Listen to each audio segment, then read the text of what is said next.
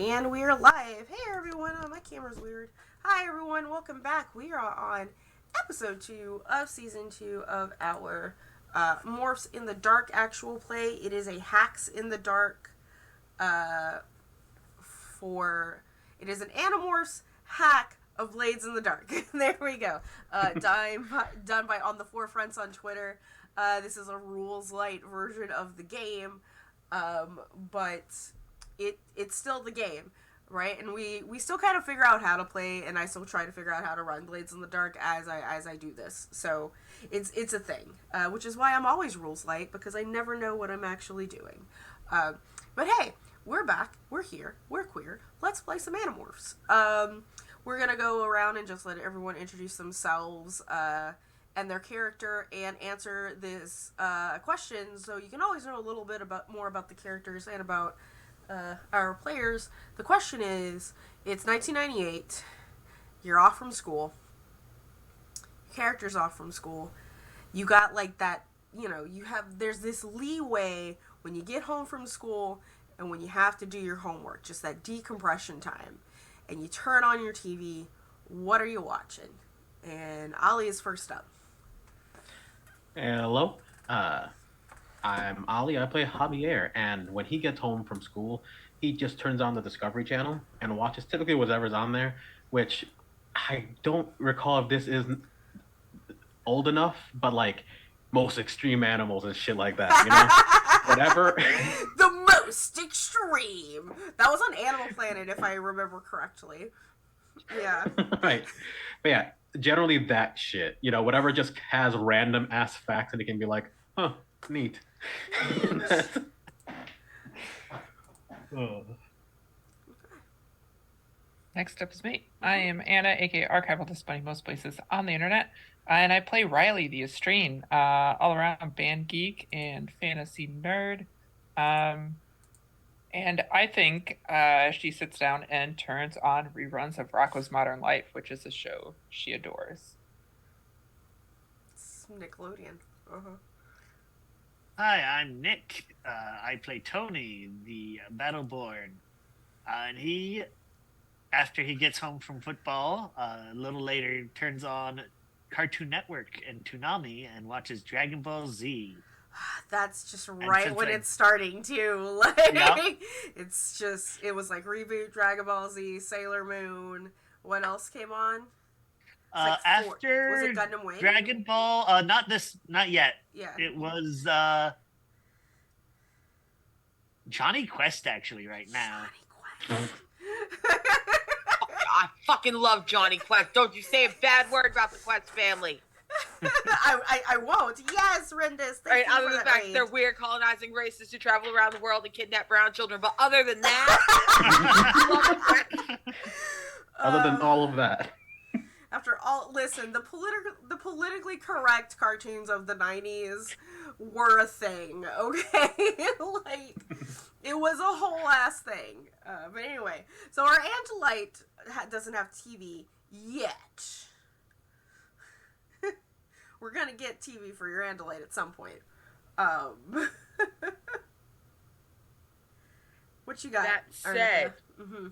That said, though, no, I'm Arnica. I'm Arnica playing Effie, she/her, my other little Andalite. That said, while I don't have a TV, if I were to wander over to like Tony's house while Tony is watching Toonami, then that's it, because there is the Johnny Quest and then the Sailor Moon. And it's gonna be Sailor Moon. Yes. Uh-oh. Look at all this look at all those things. They understand. It doesn't take them 73 episodes to kill a thing.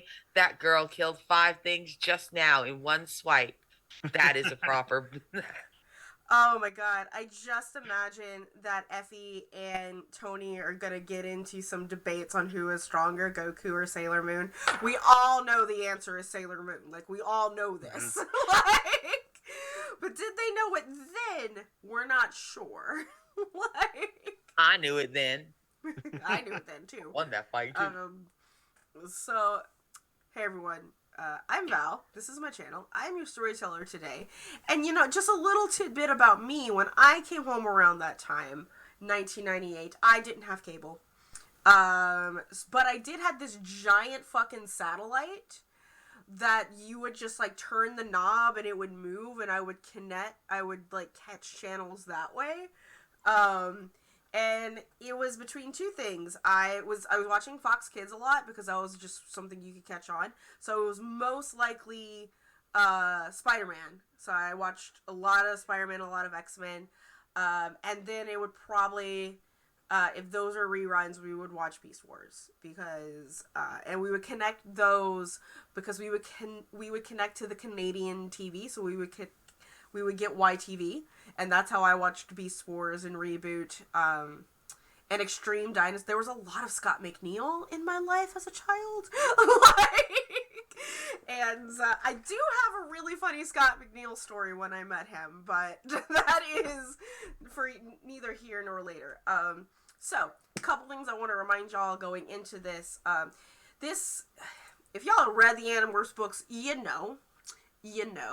But for a lot of people who are just exposed to the TV show or never was a part of Animorphs, so this was not your deal, this shit gets heavy. This is a story about child soldiers. This is a story about the nuance and the traumas of war.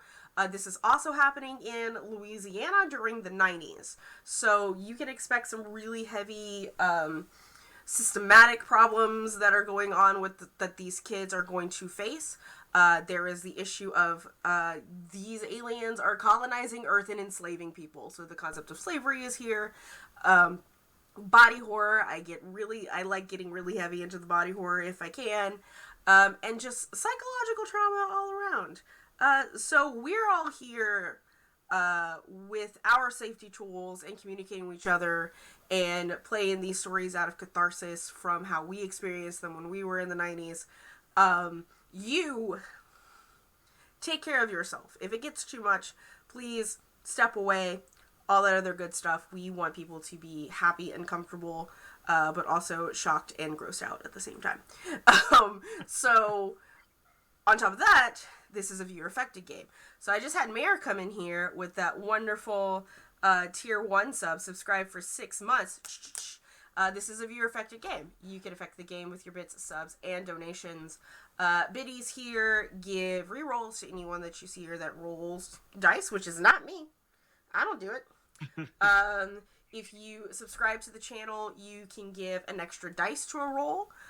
So anybody here can get an extra dice. So Mare, if you want to let us know where that goes, just let me know, or my mods know in chat, and they'll update it on our spreadsheet. And if you give a $5 reward through either Coffee or Streamlabs, you can give an auto crit to anyone here, and crits are good things to have.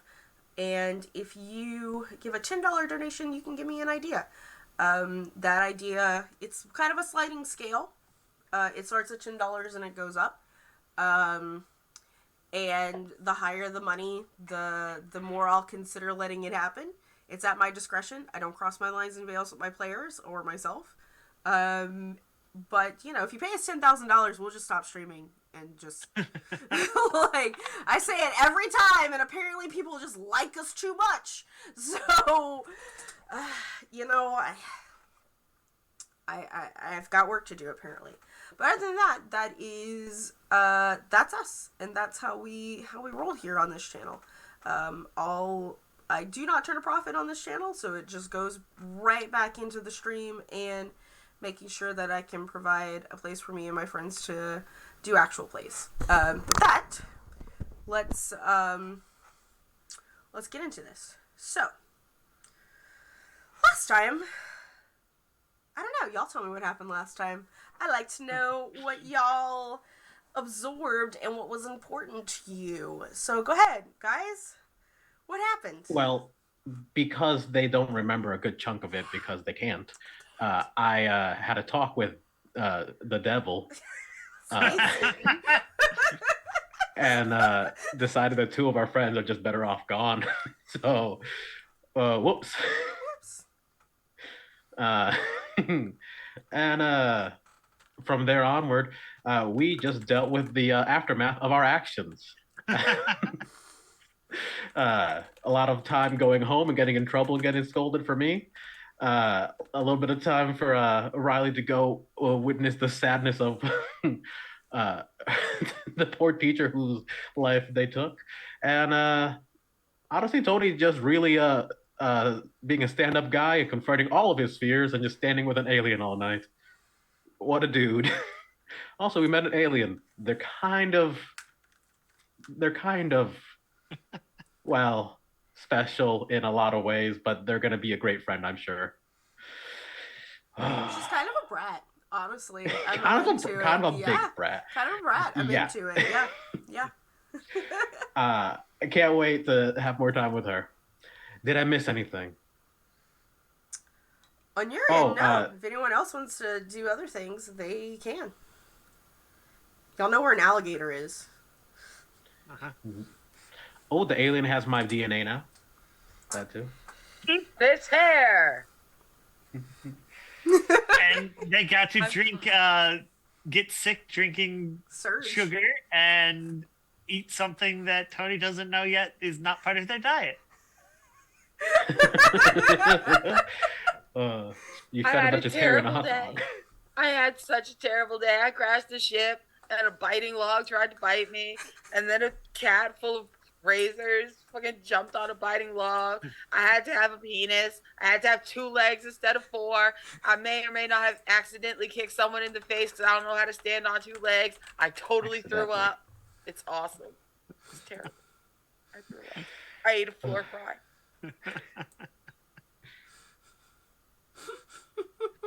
That's my day. Right? Oh, man. Yeah. Anybody else? I think the only thing not mentioned was the conversation between Javier and Riley, which was just trying to get each other to ignore the blame that we really should be carrying for our actions. Yeah, that was about Yeah. it.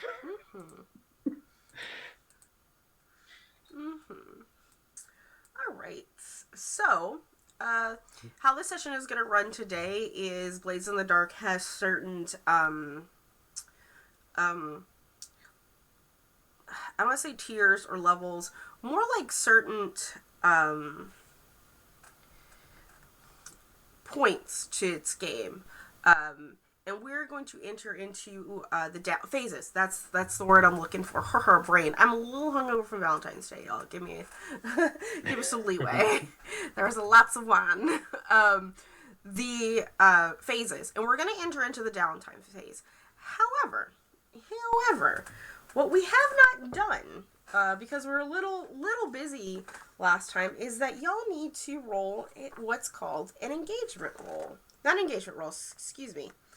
An entanglement roll, because as much as whole blowing up a ship and saving several schools as homecoming dance, y'all still things still happened. Things still happened. Things happened in a car that should have been hidden because it's considered missing. So I'm gonna need Tony. I need you to do an entanglement roll for me, which I'm just like, how do these work again? Let's see. Entanglement rolls. I thought it was on 42. It's not. Let's see exactly how these guys roll. Entanglement rolls. Before, I was having y'all roll entanglement rolls to see how many people were infected from Yerks. But this one I'm doing a little bit differently because of the way last session went. Wow, I'm blind. Okay, let me entanglement roll 127. Let's see. Consult the literature on how exactly we're supposed to do this. Alright, 127. We'll load out the detail. Outcomes. Engagement roll. Engagements. We want engagements, not teamwork. Did I look up engagement and not entanglement because I'm blind? I did. It's okay. Oh, no.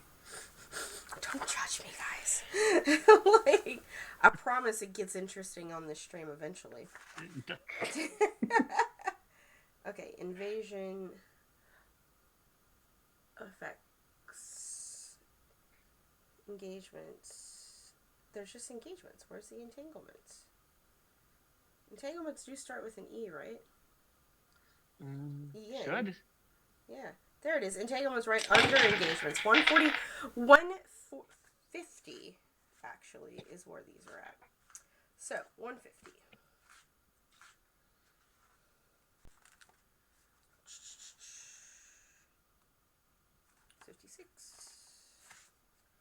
Alright, 150. The Underworld, Academia. These are two. When I tell you I'm blind, I'm not fucking kidding. Entanglements. Here we go. After payoff and heater, determine the GM generates an entanglement for the crew. Then the roll number dice equals their one level. Ooh. Results. Some groups roll entanglements in the open. Entanglements manifest fully. What is the entanglement roll? Just, it's clearly a D6 at least. Okay, heat. Y'all do have 4 heat, so, and you have a wanted level.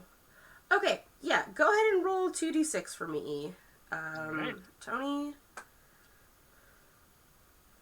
Double 4s. Double 4s. So you have a 4. Okay. Okay. No I'm elaboration. sure nothing bad will happen with that. No, so. nothing. It's fine. This is I just need you to roll that. Now we get into what's called the downtime phase. Downtime is a time in this system where characters can recuperate, they can train, they can start projects, they can do all kinds of interesting things. You get 2 down activities per phase. We are going to say that this course of downtime actions takes 2 weeks in game, in real time. 2 weeks. I'm gonna kind of go around and have everyone do their first one, and unless it's something that your 2 downtime actions are really linked to each other, then we'll have everyone go around and do their second one, kind of like you do one week and another the next week, essentially, or over the course of the 2 weeks. So why don't we just sort of go around, and Arnica, I'm going to have you go last for this so that you can sort of observe how everyone else does it, because you are the least familiar with this system. But the 3 of you, y'all can all fight who goes first. Like, if anyone has an immediate idea of how they want to go first, y'all can choose however y'all want to go.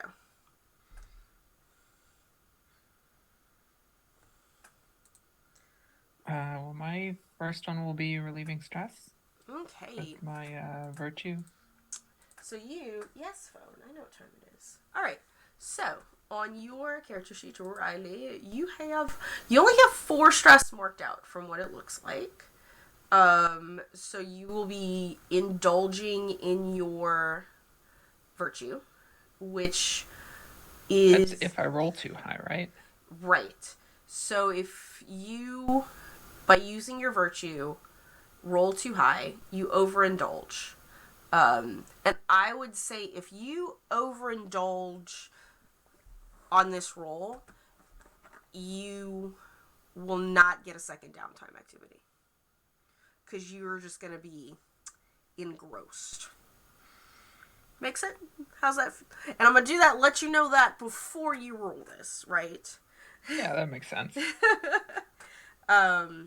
And for, I believe it's just 1d6 that you just roll.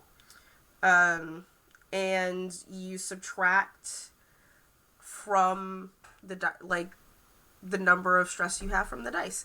So, we'll go ahead and make the roll, and then we can role play out what that looks like for you. Okay. So I want 4 or less. Mm-hmm. 4. 4. You do not overindulge. So yeah, Your mom is upset with you. When it all comes down to it, you are 18 years old. And I think sort of she doesn't immediately talk to you the next day about it. She has to process she has to process. But on that Sunday, she will sit you down at the kitchen table, probably for breakfast. Y'all aren't church people, so y'all aren't going to church. She'll sit down with you, coffee in her hand. Do you drink coffee? Probably not. She's gonna pour you a cup. I will not argue. Yeah. Riley has not slept well the last 2 nights. Mm-hmm. So I think even though she does not normally drink it, I think she will take it.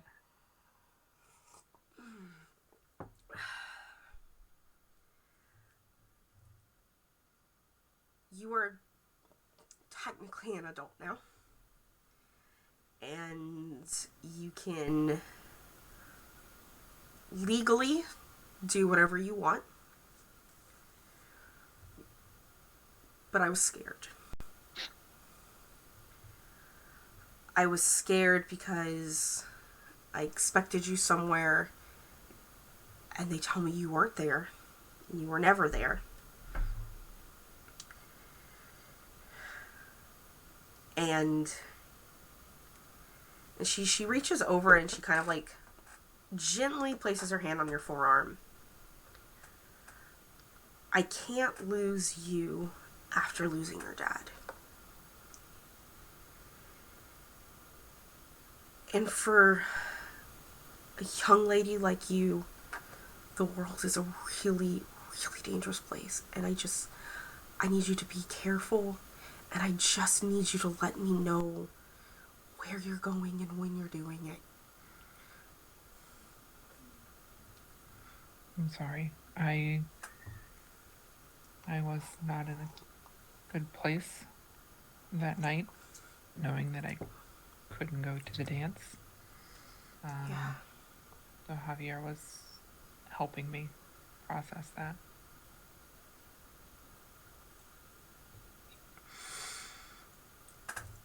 And she's just gonna kind of sit back for a second and she'd be like, did you, I know you don't need the same things that most girls need, but, do you need some... No, nothing like that Okay. happened. It wasn't like that at all. Okay. I'm still, if you need to get some, I'll get whatever it's safety first. I will let you know if that's the case.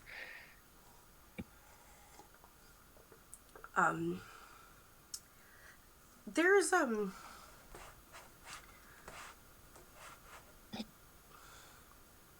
you want to go to the movies with me today? Yeah, sure. I don't know what's playing. We'll have to call the theater, or look in the... Actually, she just goes and, opens her door. So this is how we used to know what played in the movie theaters in the 90s, kids. She went to the door and picks up the newspaper and hands you the newspaper. And, y'all are going to pick a movie to go immerse yourselves in the movie. And she goes, you know what? We can see multiple movies if we want. I'm not working today.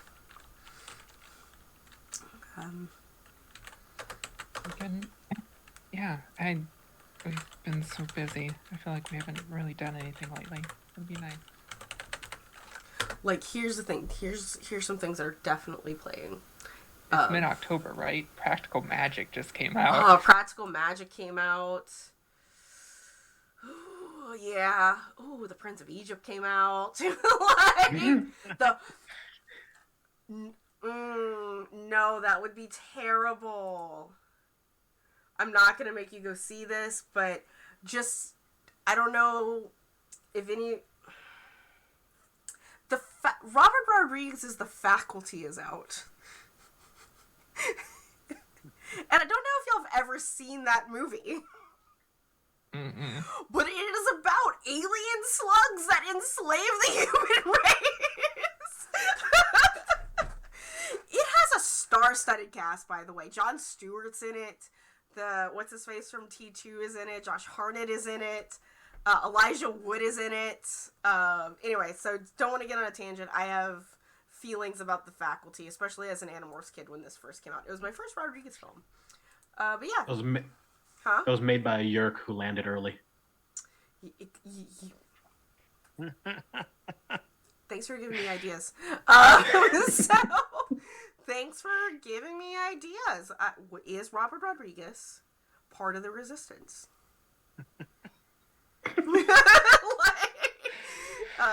Him and Tarantino both. We'll see. Anyway, you go and you have a movie marathon on Sundays. Y'all get popcorn, sodas, candies. And here's the thing about it. You don't buy the candy from the movie theater.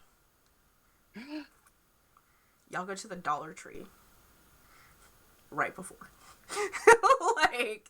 So that you can get...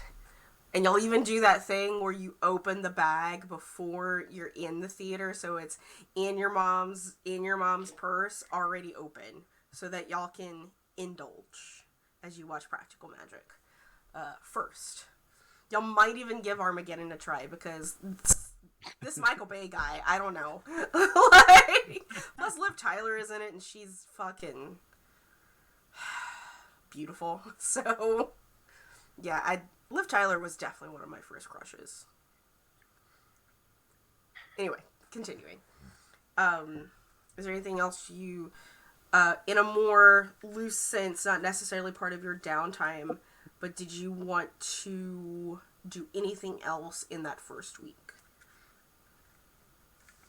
Yeah, after spending the day with my mom, at some point during that weekend, I think I should go talk to Javier's parents.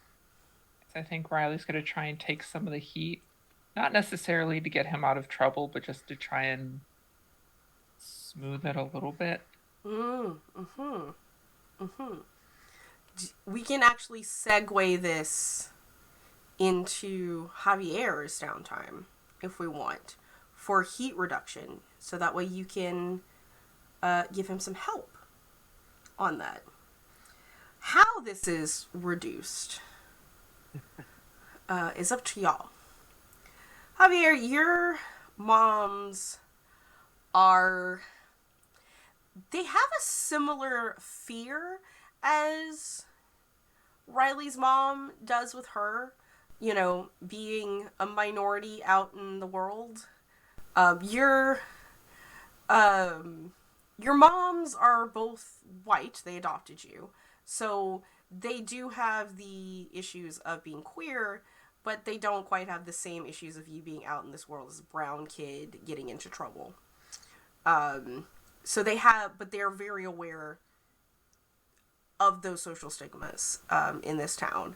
So they're not quite so keen on letting you leave the house for until they don't even know quite how to punish you, because they don't understand what's going on.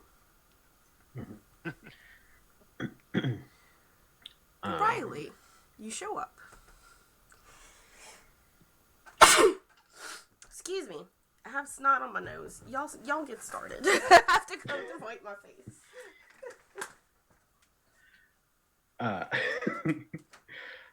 So I think for sure, before they're awake, I'm gonna go downstairs and probably start making some breakfast for everybody.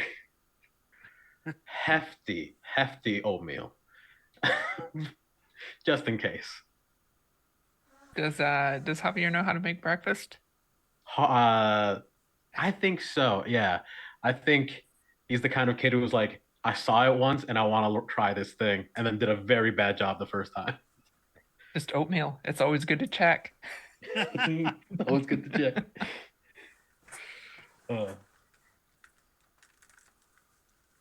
So, Val, for the record, Yes. first things first, I'm making breakfast for the family. Big apology breakfast. Yeah. Some eggs, some bacon, the works, and most importantly, the centerfold Mm. oatmeal. Mm-hmm. Uh,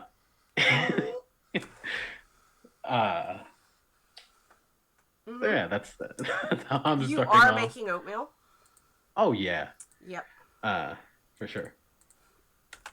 Maple and brown sugar? Is there a better kind? No, there isn't. Not No, in this there world. isn't. It's kind of weird because y'all aren't necessarily maple and brown sugar kind of people. The fact that it's there is interesting. I have to pull up my own sheet because I have to see what's going on if I have to be worried. Like... Oh God, I hope not. I have to see if I have to be worried because I have an NPC list that is different. The GM NPC list that is different from, all right, Javier's. Yeah, ours Okay. just has the people we can guess. Yeah, just the people that you have guessed. Nope, not a problem. All right. Go ahead. Continue. Yeah, so I think generally I'm just trying to set up the table real nice, basically like I'm sorry, here's something nice for you, without actually having to talk to them too much about it. Mm-hmm. Mm-hmm.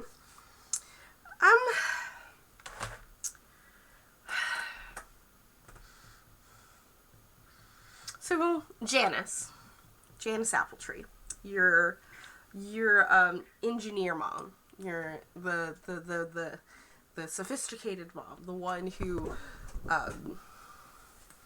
you know, the breadwinner, so to speak. Like, she's here to build the new Capital One building, okay? Like, she's the first one up on Sunday.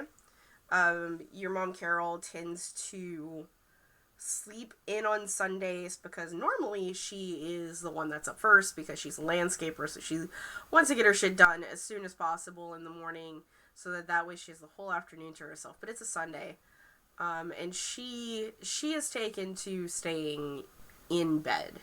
And from what you remember from Friday night was that she was definitely, normally she's the less strict one, but she's definitely the most hurt. And so she's not quite yet to be perceived yet.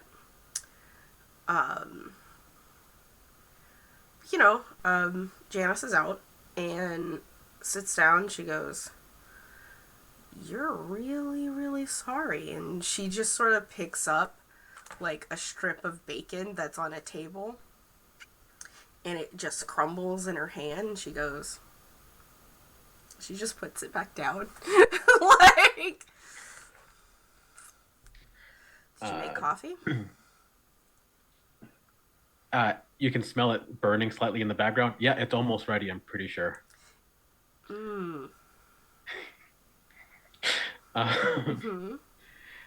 As he's running around collecting, the cups and making sure to get the one silly mug she has for the weekend.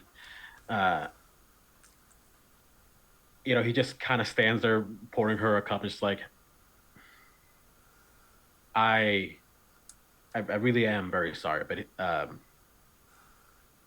I have nothing I can really say about it. There is stuff you can say about it. For example, where were you? Who were you with? I was with Riley and Tony, and there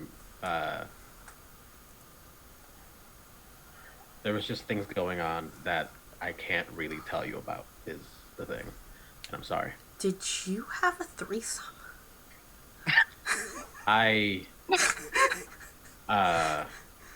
Were you on drugs? No. To both questions. Okay. I don't think Tony is into me like that. Not that that's particularly relevant. That wasn't going to be a thing anyways. What was the question? Where were you and who were you with? Yes, I was with them. I was, well, I was not at the dance is the main thing. Mm-hmm. I'm I I'm sorry, I really just can't tell you. Why?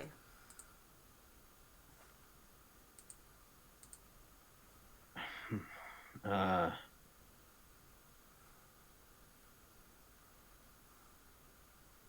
Mom, I don't know what to say. I don't want to lie to you about anything, but I also just can't share everything with you. And the only way that I can really make those two things come out is by just not telling you.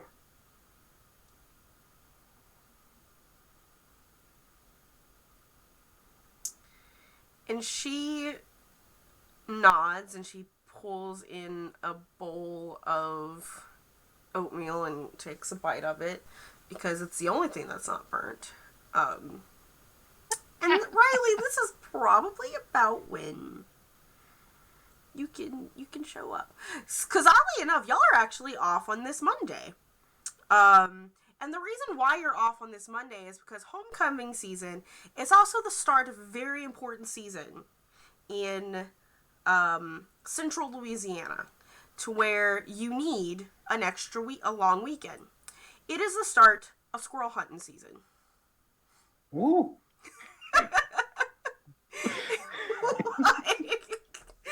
And the thing is that like after the football game, after the dance, you go shoot some squirrels. I'm not kidding you. Like, so you have the Monday off. Yeah. This is when you arrive, I assume. Yeah. So I guess there's a knock at the door then. Janice, I can get that. Are you expecting someone? No. Me neither. And she stands up and goes and answers the door. And she's in her bathrobe, but she's also like in her pajamas in her bathrobe. And she like your mom, like Janice specifically, is a striped pajamas kind of woman. You know, big, full button, full bell bottoms, wide leg. And she goes, Riley, good morning. Good morning. Javier's grounded. Yes, I was actually hoping I could talk with you about the other night. Thought an explanation might be useful. Well, someone needs to eat this bacon. And she like stands to the side and like lets you in. Like, It's not that bad. I take a little nibble. It's just so overcooked. Like, I've already had breakfast, but thank you though. so I have an inclination that Javier, he did tell me that he is with you and Tony. He won't tell me where. And I have a feeling it's because he's protecting you. Could you tell me where you were? Ooh.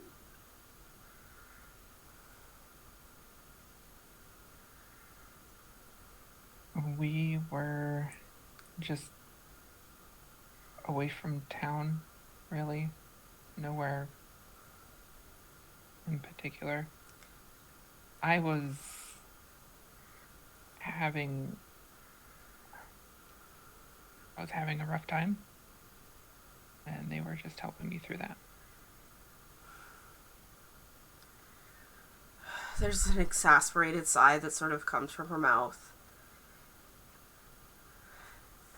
And she's going to be like, okay. She looks at you and she looks at Javier and she goes, I can get that. he's still grounded until the end of the month. So anytime you want to hang out with him, it has to be here.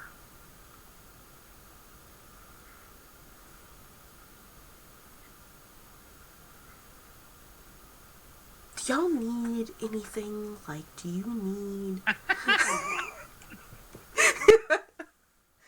No, nothing like that. And I'm gonna look at Javier and like shoo him out of the room.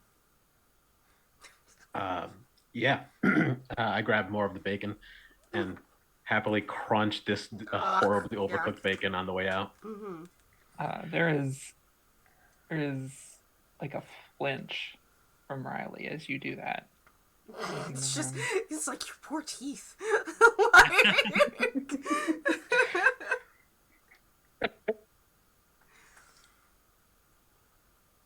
Okay. I was hoping for some advice as well. The reason I wasn't doing well was because I knew that I wouldn't be allowed to go to the dance. And it's because of who I am. That's what they were helping me through. That's why Javier didn't want to tell you anything. Because it was... He knows he's not supposed to tell anyone. So I was just hoping for advice. How you and Javier's other mother kind of get through living here. Well, we're roommates. There is a community, I'll bet underground, in this town. There's a bar that we do frequent, that at 18 you would be allowed inside, you just wouldn't be allowed to purchase alcohol. But the thing that helps the most is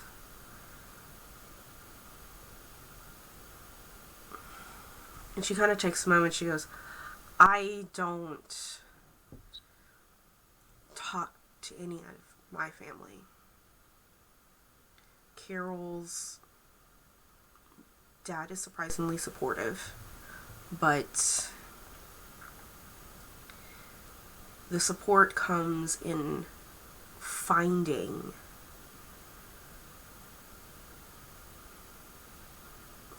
a family sometimes, and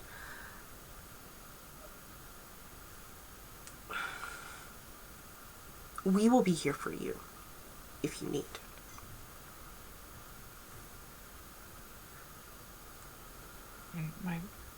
My mom is supportive, and it's part of the reason why we moved. But the teachers at school all know. Most of them treat me really terribly. Most of them think that I should be treated as a boy.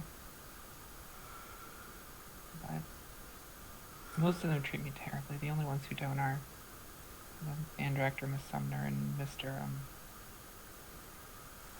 Kadir.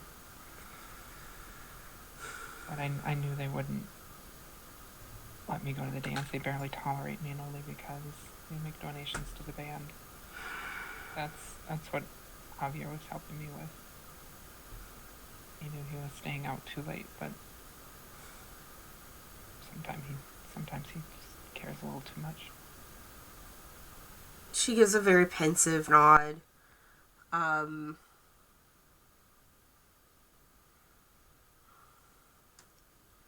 Next weekend, Friday night,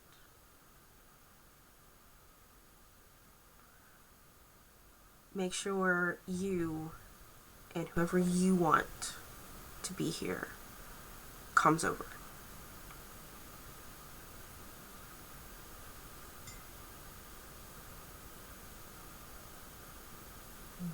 Okay. What's happening?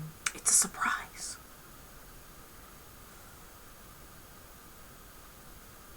Okay. Okay. And yeah, it's a surprise.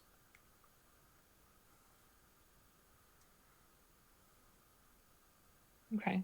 So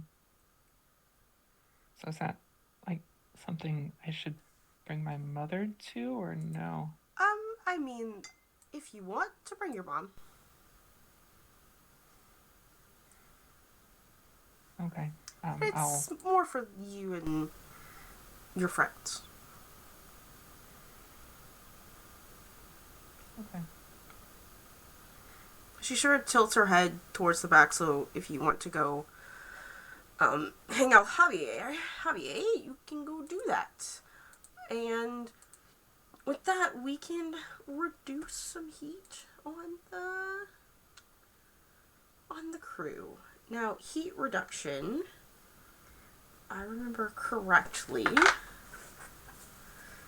Again, it's been a while. Holy shit.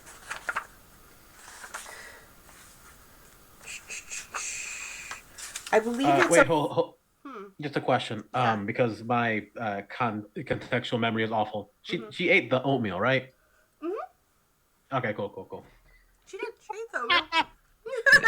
The other one hasn't yet. No, she hasn't. She's very asleep. upset in her bedroom. Probably it's Sunday morning, man. What is on Sundays on TV? Fucking nothing good. Nothing.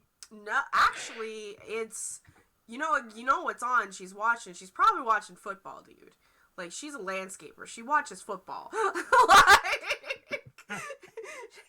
I was about to say it was this old house, and then it was the Heritage Garden, and then you have to swap over to football. Yeah. Or PBS. I love Bob Vila. Yeah. There's she actually what she's very specifically, Javier, is you sort of, because you have to pass, even like Riley, you can pass by not the bedroom, but you're passing by the den, where there is a fairly large television. Like, in the 90s, we didn't have flat screens, but we did have big screen TVs, and there is a big screen TV in there. It's very boxy, but what you are seeing is a performance on PBS. She's watching, you don't know who's watching, because, like, you just see the top of her head. It's an Austin City Limits production. Yeah, Austin City Limits production. It's probably Fleetwood Mac. Or Stevie Ray Vaughan's still fucking alive in '98. I'm not sure when Stevie Ray Vaughan passed, but yeah. Reducing heat. Let's me remember how to do that on 147.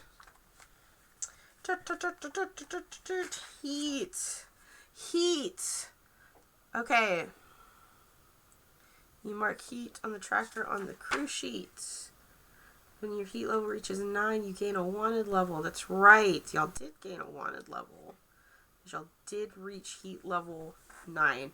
Those are supposed to be light, but y'all did reach a wanted level at some point.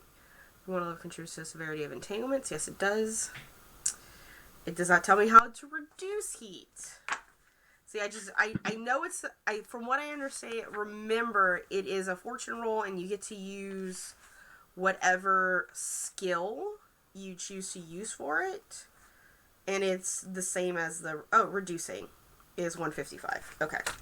If I would just read 3 seconds, 3 words ahead of time. 155. Reduce heat. Alright. Say what your character does to reduce heat level. You reduced your heat by calming your moms down and not doing essentially something a little bit drastic. The crew makes an action roll. That's essentially what it is. Whatever Javier you get to pick, because you sort of started, it's your downtime action. But okay.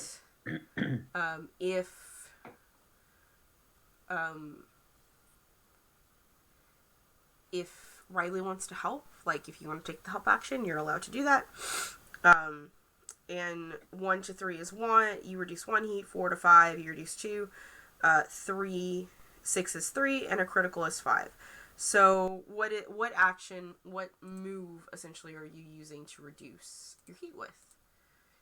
And this is just from any of the from our usual list here. So like attune, command, that sort of thing. Yep. Okay.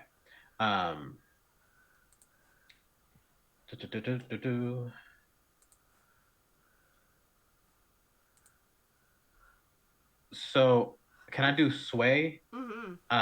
And since it's a resolve action directly involving my family, can I add a D4 because a 1d6 because it's a thing I do, or is this a different kind of roll? Because it's directly involved. It's a fortune roll. Okay. Yeah, it's a fortune roll, so you can't get a critical on it because you're only rolling 1 dice because you have to have 2 6s to roll a critical. So that's the only thing. But you don't necessarily need a critical to reduce all of it. You do need, well, yeah, there's 4 I can't total. use command, can I? Because we weren't like, is this Yeah, relevant to? you can't be like, Mom, leave me alone. Mom, I can't. It was definitely more of like, Mom, I'm sorry. Here's the overcooked bacon. It's facts. You do get an extra one from me. Yeah, you get an extra one Cool. from Molly, so you can get a critical. You can push yourself. Or you can push yourself.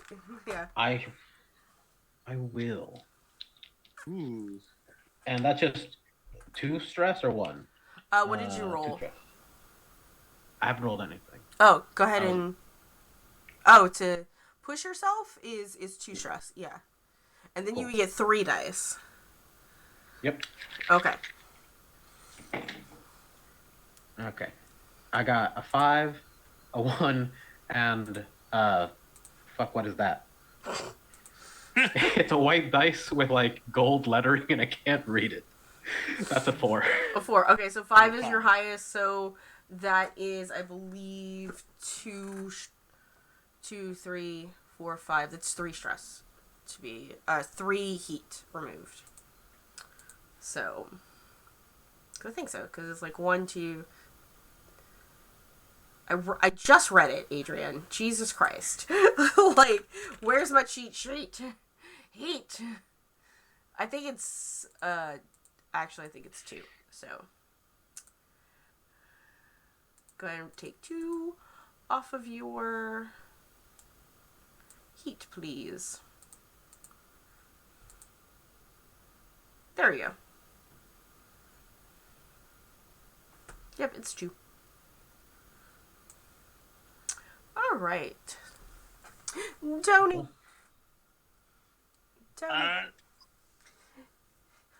Tony is actually going to train, I think. Eventually he has to reduce stress, but... He's going to train first. Yeah. So, Tony, we'll get to your training here in a second.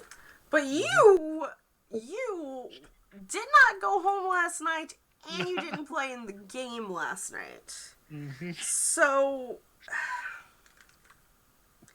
your parents don't call any police after you. They don't call the cops or anything. Like, they, you know, I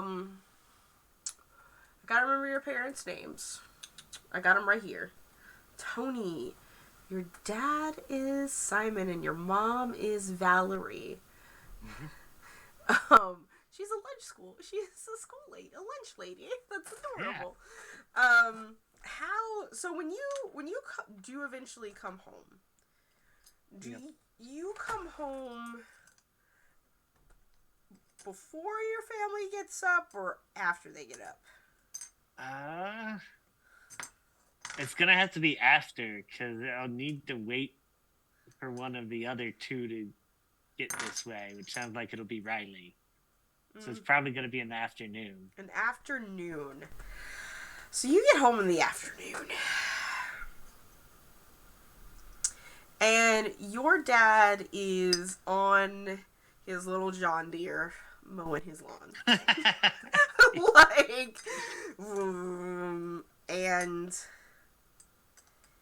he sees you pull up in your car.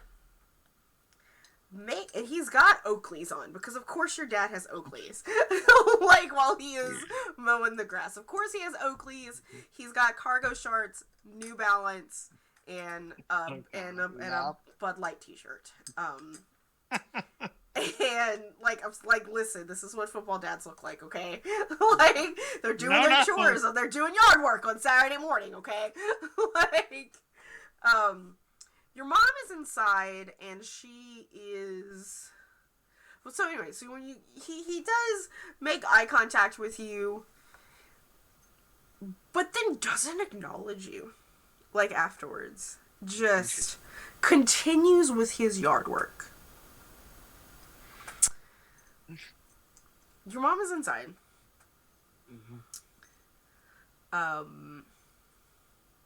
She is whipping up lunch because man, your dad, he's gonna be hungry when he come out, when he finishes. Oh, yeah, he's on a riding mower. Back in the side. Right?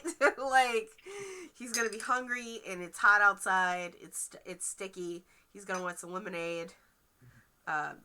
So she's got that country time that she's stirring in a pitcher. She's mixing. It's like half lemonade and half sweet tea.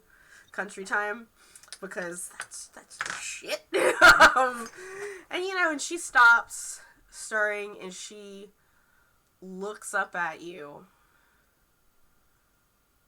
and does not say anything. Interesting. Mm-hmm. Her eyes are squinty. Like, they're squinty. Oh yeah. Yeah, like, but, and you get the feeling is that they're just being very passive aggressive right now. Like,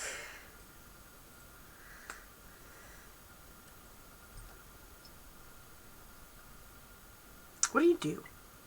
Oh boy. So many things. I don't think I'm gonna deal with it. Get my stuff, and I'm just gonna head out again. Mm-hmm. Apparently, this is going to boil over later.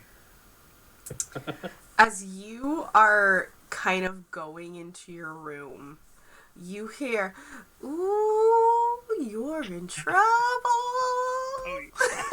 Like, and it's your little sister. Yeah. Shh. I know. How bad's it gonna be? It's already so bad. They are... I think they hid your mail from you. You got really quiet for some reason. I didn't hear the last. Oh, she goes, I think they're hiding your mail from you. Interesting. Because guess what would usually be in the mail? Scouts and... Yep. Yeah. Yep. Okay. So what were you doing? Did you do drugs? Did you do drugs? Did you smoke marijuanas? No. I mean... No. Because you know that kid that you hang out with sometimes? Like, because I think, okay, they think you're out smoking marijuanas. Because one time, you came home, like, from that party, like, you smelled like it. And Daddy was like, oh, I don't know, he probably got, like, shot by a skunk or something. And he was too embarrassed. And mom was like, okay, probably just a skunk. But then, like, now, like, last night, they were like, I bet he's getting doped up right now instead of playing football. So are you on dope? Did you not watch that Ronald Reagan special with Garfield and Alf? Like, that's a gateway drug. Like, I'm gonna take your Dare t-shirt. Oh, come on. I don't think it fits anymore, but come on, I gotta have that. No, it's fine. Don't worry about it. Thanks, little sis. And he's gonna...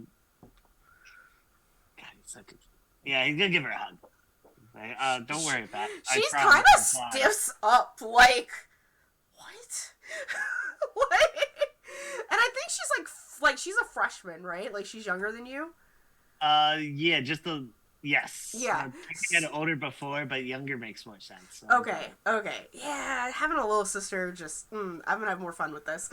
Like, and she's just like kind of like stiffens up, and she's like, "What are you doing?" Don't worry about it. There's a lot going on. Okay, that's all. Are you sure you're okay? I'll be fine. And she steps back and she just grabs your chin. She looks at you in the eyes. Okay. But when I decide I'm gonna do drugs, you better have my back. It depends on which ones. It doesn't matter. And she does the... And she closes her door.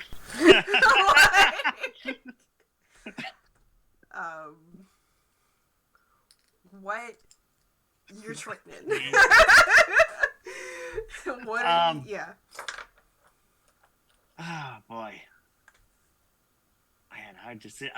He's going to actually train in Resolve. In Resolve? Okay. Yeah, I need to get... Okay. Everybody's kind of going crazy. Mm-hmm. And somebody has to learn to talk good. All right. How do you... What does this look like? How does the training look like? How do you train to talk good? My thought would be that oh God, I'm gonna have to go to the 90s. We're going with Batman, the 89 Batman piggy bank. That's like the bust of. I'm gonna get whatever money is squirreled in there. Mm-hmm. We're going to call Papa John's to order as many pizzas as that will afford. Okay. And we're going to get the rest of the football team together as an apology. Baby, I have a problem. Yep. That's not going to be enough, I know. There's no Papa John's in this town. Oh, no. However, you would know there is a local pizza place called BJ's Pizza. There's nobody here else that's from this area, so they don't know anymore. And you can afford 2 large pizzas, but also, with that, you can either give up one of those pizzas and order a dozen muffaladas. Oh yeah. So a large pizza and a dozen muffaladas to send to the football team. Yeah, you can do that. And you know on after game day where they would be, right? Yeah. In fact, they are probably at I have an NPC list. Normally, they would have gone to Dimitri's house. But, Dimitri's a fucking dog. And on the West Coast, and everyone thinks he's dead. Yeah, everyone thinks he's dead. Let me look at your NPC list. Dennis, I didn't write down the new quarterback because the only interaction with him is me punching him in the face. So, the new quarterback, it's not Sam. Sam is your stoner friend. Yeah, he's on the team, but he wasn't. It's also not Dennis, because Dennis has quit the team. Oh. He was also not at the game.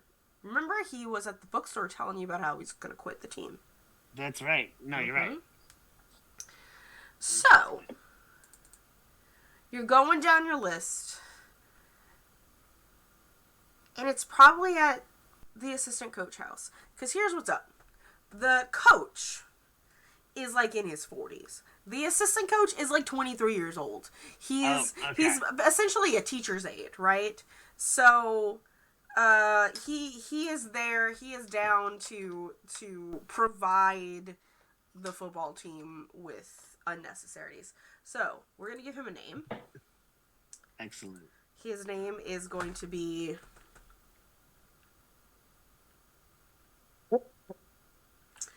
Clifton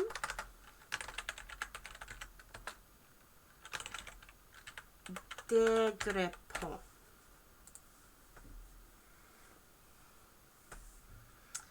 That is the name of my great uncle. Anyway, so I just realized that. Not Clifton. Rodney. I like Rodney better. Rodney de Grepon. There we go.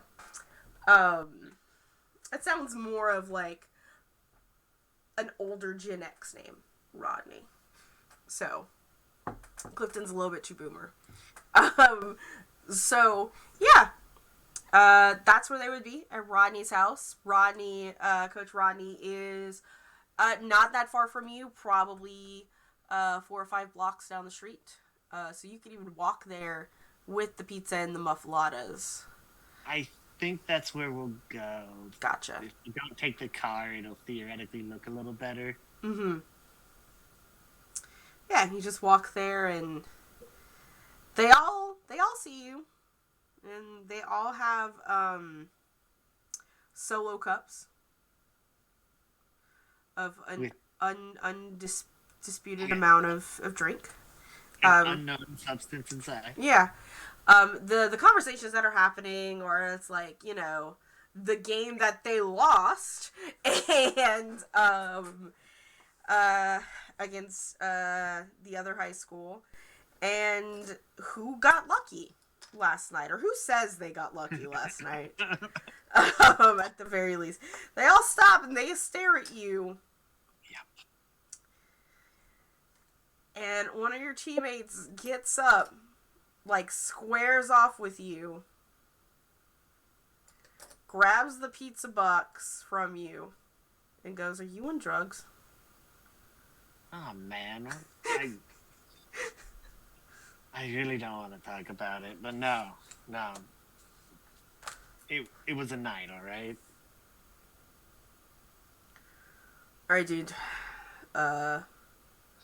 We big mad. But, this guy's name is, like, Jonathan. Who cares? And he goes, "But you brought pizza and muffaladas from BJ's, so we'll be mad at you later. Good. You can't have any of this." And he goes and he sits down. Like, Oh, yeah. And they hand you a solo cup. Like, Yeah. Go ahead and put that experience in resolve, please. Just tick off a single resolve. And what we'll do here, we will go to our Andalite in the forest, and we will get your first downtime action down. And then we'll take a break. So we'll get your scene in. Effie, how are you this weekend? I'm okay. So I turned back into myself, you know, with a still upset stomach, which was a terrible idea.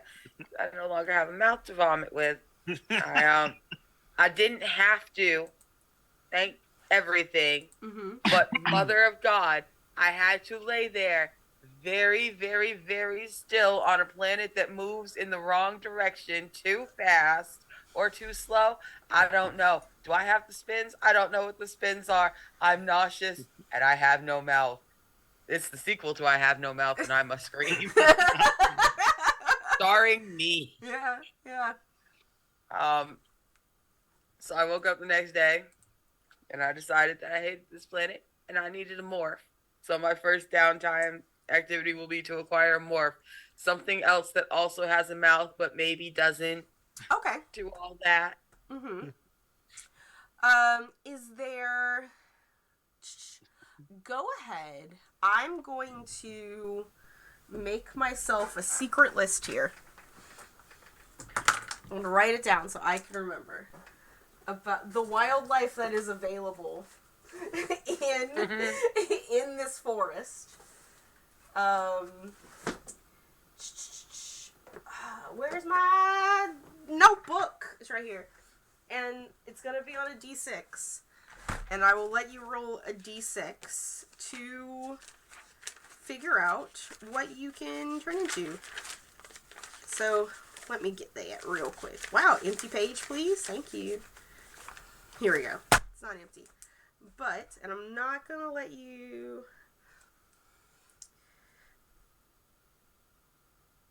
Yep. That's good. That's probably better than my original terrible plan of stalking that alligator. It's going to be on I was the gonna list. lose, but... It's going to be on the list. I think I would like that alligator and I to be mortal enemies. Mm-hmm. At least for a couple of weeks. I mean, yeah. he's my mortal enemy. I'm his delicious lunch that keeps doing weird things, but... Okay. Oh, I have one more. Because I wrote down 5.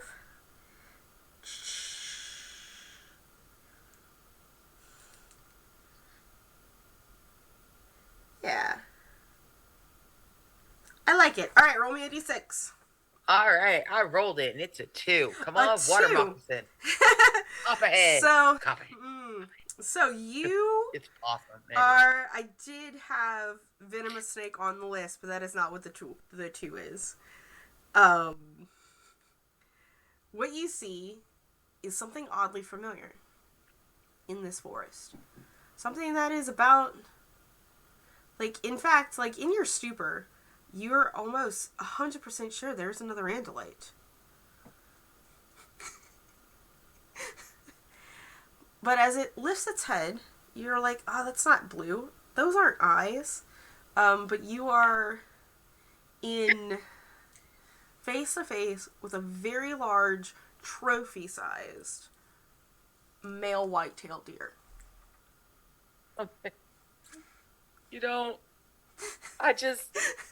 been sitting here, every time we're not on stream, sometimes my brain will just randomly go, somebody's gonna get drunk and try to shoot you if they don't drape you in orange. I'm just drip bright blue, but they're more likely to shoot you because you're deer-shaped than because you're blue.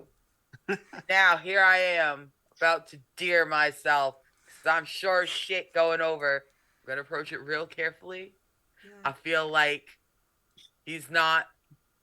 I'm going to try to approach it I'm not sure if it's an animal or a sentient species yet, so I'm coming in soft. So you're coming in soft. So this deer is... At first it's grazing with its mouth, which you're like, oh, it's like me, but it eats with a mouth. It's grazing with its mouth, and then it's sort of lifts up its head and looks over at you, and it stomps, and it snorts at you. And then it squares up.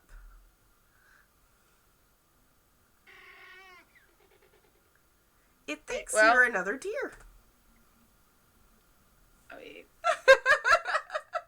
of course it does. So odds are pretty good from that reaction. The way that it's not really giving me anything else, that this is non-sentient. Yeah. So I feel a little bit less bad about the fact that if it charges at me, I'm gonna whop the shit out of it. I stomp my foot in return. Mm-hmm. Maybe just in case it's a greeting, I'm gonna stomp my foot, but I'm pretty sure that's an act of aggression, and I want to let it know, please don't. It just does this with its head, with its antlers sort of rattling, in some low-hanging, brush, and lowers lowers its head, like its eyes still just peering into yours. Oh. It's... Now I'm in a... You're in his house, so... About to make my house, you're about to move. Well, see, now I find myself... Mm-hmm.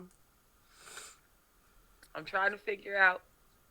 Like, if I hit this deer too hard, can I still acquire it? Yeah, it just doesn't have to die. Okay. It just has to be alive. So it is very definitely making acts of aggression at me. Yeah. And I whip my tail. I make sure I raise it enough so that it can see it, and then I start smashing it against a tree. Just... Oh, wow. It didn't expect you to do that. All of a sudden, you are no longer a deer. You're a not deer. So it takes a few steps back, and at first, like when you gear up, and then when you start to swing its tail, it sort of just like rears up high in surprise, and his antlers get tangled in the low-hanging brush. And this would be your opportunity if you wanted to approach it without injuring it. Absolutely. I'm not sure how long it's going to be tangled, so I'm going to kind of rush it very quickly and put my hands on its side.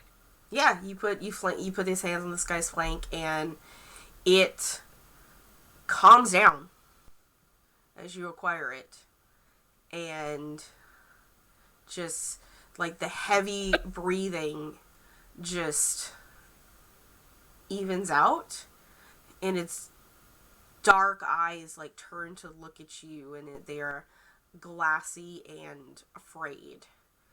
It is a prey animal, after all. But that just sort of half flutters as it enters into this trance, and you know that when you are done, it'll be about 10 to 30 seconds before it leaves its trance and resumes. While it is out, do you attempt to untangle him? Yeah, I do, because okay, so yes, it's so pretty. He's very pretty. And it is the least mean thing to me on this whole fucking planet. All it did was say, please don't come bother me. And then it said, oh no, never mind, my bad. And then it got stuck. It's not even the thing's fault. And I feel very alone. And I feel more kinship with this deer tangled in the tree than I have with anything else on this planet. At least it looks right, and it's also sitting here in a beautiful patch of sunlight, eating grass like a normal civilized being should. It's not its fault that it's an animal and not a person. It'd be great if it was a person, but it's the closest thing to a real person I've seen in months. And it's a deer, so I reach up and I try to untangle it. Yeah, it's not very complicated. You can just break off some of the... It's... You know how those, like... Especially during the winter and the fall, there's just these... It's not necessarily, like, tree limbs. It's those woody vines that have lost their leaves, and it's just, like, those dead vines. And you recognize you can just sort of, like, break these off, and you don't necessarily have to untangle him 100%. If you just break off, like, the core of these vines... he'll be able to just get away when you let him go. And that's what happens. You acquire this magnificent stag's DNA. You untangle him from the vines, from the dead vines, and you back up, and within 15 seconds it comes to, and it doesn't square up in that aggressive way again. It just, like, stiffens its whole body, and it stares at you for a second, and then it fucks off. Like, it's like, I'm done. Whatever the fuck this is, I'm done. and he prances. Like, you see how it moves differently than you as Andalites move. Y'all are more of almost a galloping type of quadruped. Like, this guy does this little thing where they do this like bound, and you observe that, and you're like, and his tail shoots up, and you see that flag of white as he bounds off into the forest. It's a good thing it's squirrel season. I mean, yes, technically it's squirrel season, but you, me, and Dupree all know that when it's nothing but you and a six-pack in the woods, a squirrel can get to be real big as long as the game one don't catch you. Yeah. Not that we are at all backwoods country girls. So fucking backwoods country, it's not even funny. That being said, never poached because my dad was high into wildlife, still is into wildlife management of Louisiana, so poaching, not a thing. And it is poaching when you shoot something out of season. But yeah, now... Unless you're hungry. Yeah, unless you're hungry. And then it's still poaching, but yeah. Fuck you. You now have a deer, and I will scratch off white-tailed deer from that and add a different animal. Ooh. To the thing. And so if you wanted to continue to get stuff in wildlife and in the forest, it'll come from this list, but you do have access, and you'll learn eventually, there is access to a zoo here if you want. For that, you know what? I'm just gonna put that because that's hilarious. So there is no one around to see me. Mm-hmm. No one is looking. Mm-hmm. I am absolutely going to try to acquire a second animal, but first, just real quick, I'm gonna see if I can move like that thing moved. Like as yourself? Like, yeah. You know what? I'll put it to you this way. Go ahead and... Let me look. You can roll for it. And you haven't turned into the animal yet. If you turned into the animal yet, I think I would have given you a little bit much. But I would say that this could be, it's a fortune roll, and because you watched it, it would be a study or a survey, and the effect would be different. What would you like to do?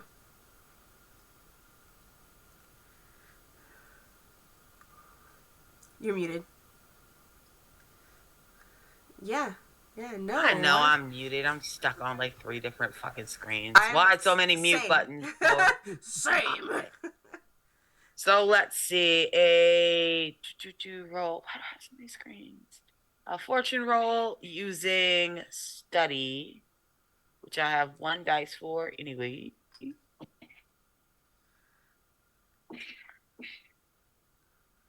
So I'm just rolling 1d6 because I only have, boom. That's what I thought.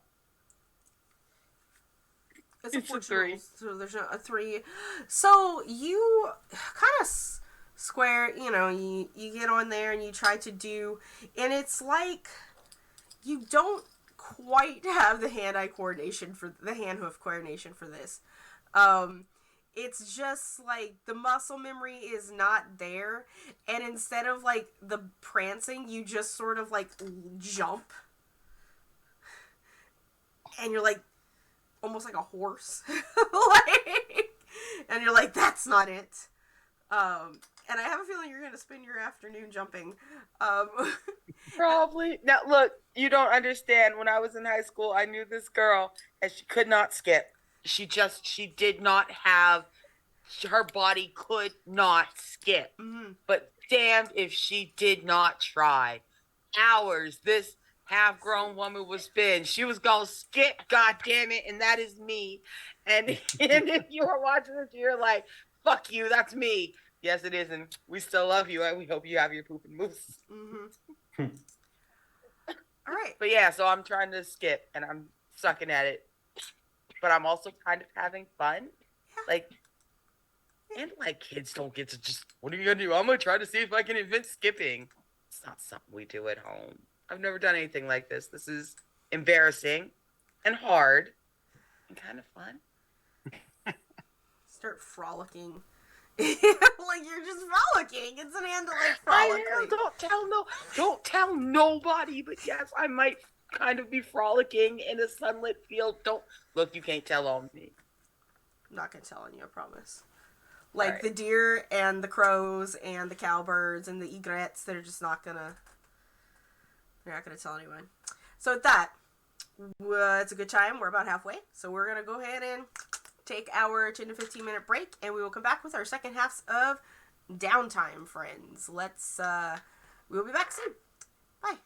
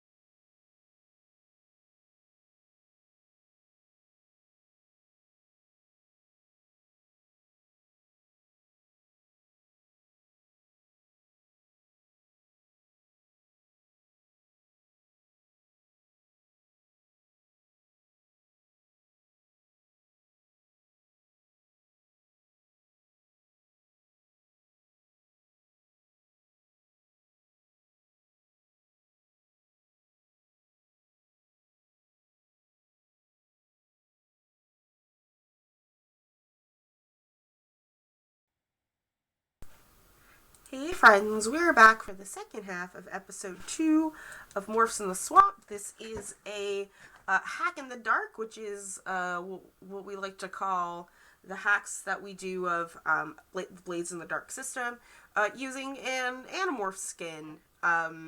This skin was done by On the Forefronts over on Twitter, so be sure to follow him. And I believe it's on Itch. I will eventually get y'all that link if you also want to, or if anyone else in my VIPs want to just pull up the link to his Itch page for it.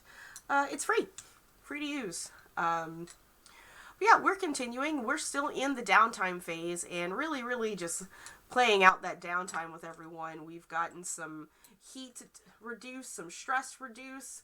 The Andalite can now turn into a deer. Its first human animal that it has been able to turn into is a deer. Right, so we have another round of downtime to go through, which we can incorporate into some actual roleplay scenes here because that's how we do it here. What do y'all want to do? What's happening? I have an idea for me. I need to reduce some stress. Yeah. Just a little bit. So I think first things first, I'm going to become my mom and call into school. Oh. Give myself the day off. Because Javier is oh my a monster. God. Like, I have a question. I have to ask. Do you, become your mom and call into school? Or do you go to school as your mom and sign your kid out?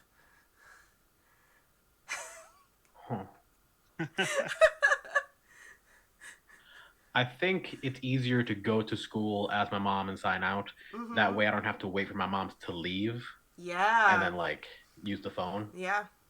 That is true. So, your mom's essentially... You have snuck a pair of your mom's clothes in. And... I love it. I'm not gonna make you roll for anything, because it's so good.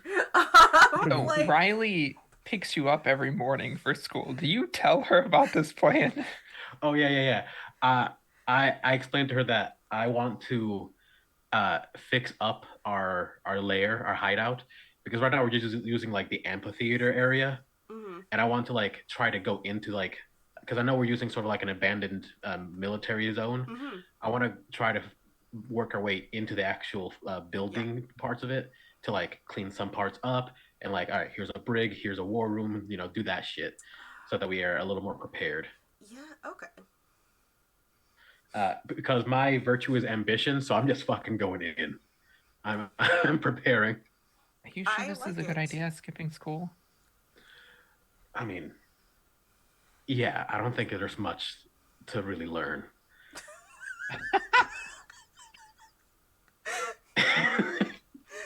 It's economics, it's algebra. I got it. I got the basics. 1 + X = economy.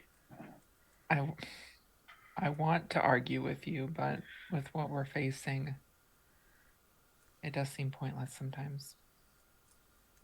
How's this? If we fix this whole invasion thing, I'll go back and get my GED.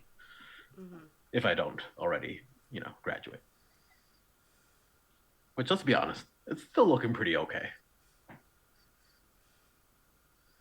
Just don't get caught. It gives you a little peck on your hand. Don't worry. When you see the lair, it's gonna be amazing. Also, he leaves you a little note in your bag. Oh. Yeah. So I'll let Riley read that note when she can, and we'll see what it says. But I have a logistics question for you for me. When do you do this? Do you do this right in the morning as you're dropped off? Do you wait until after first period?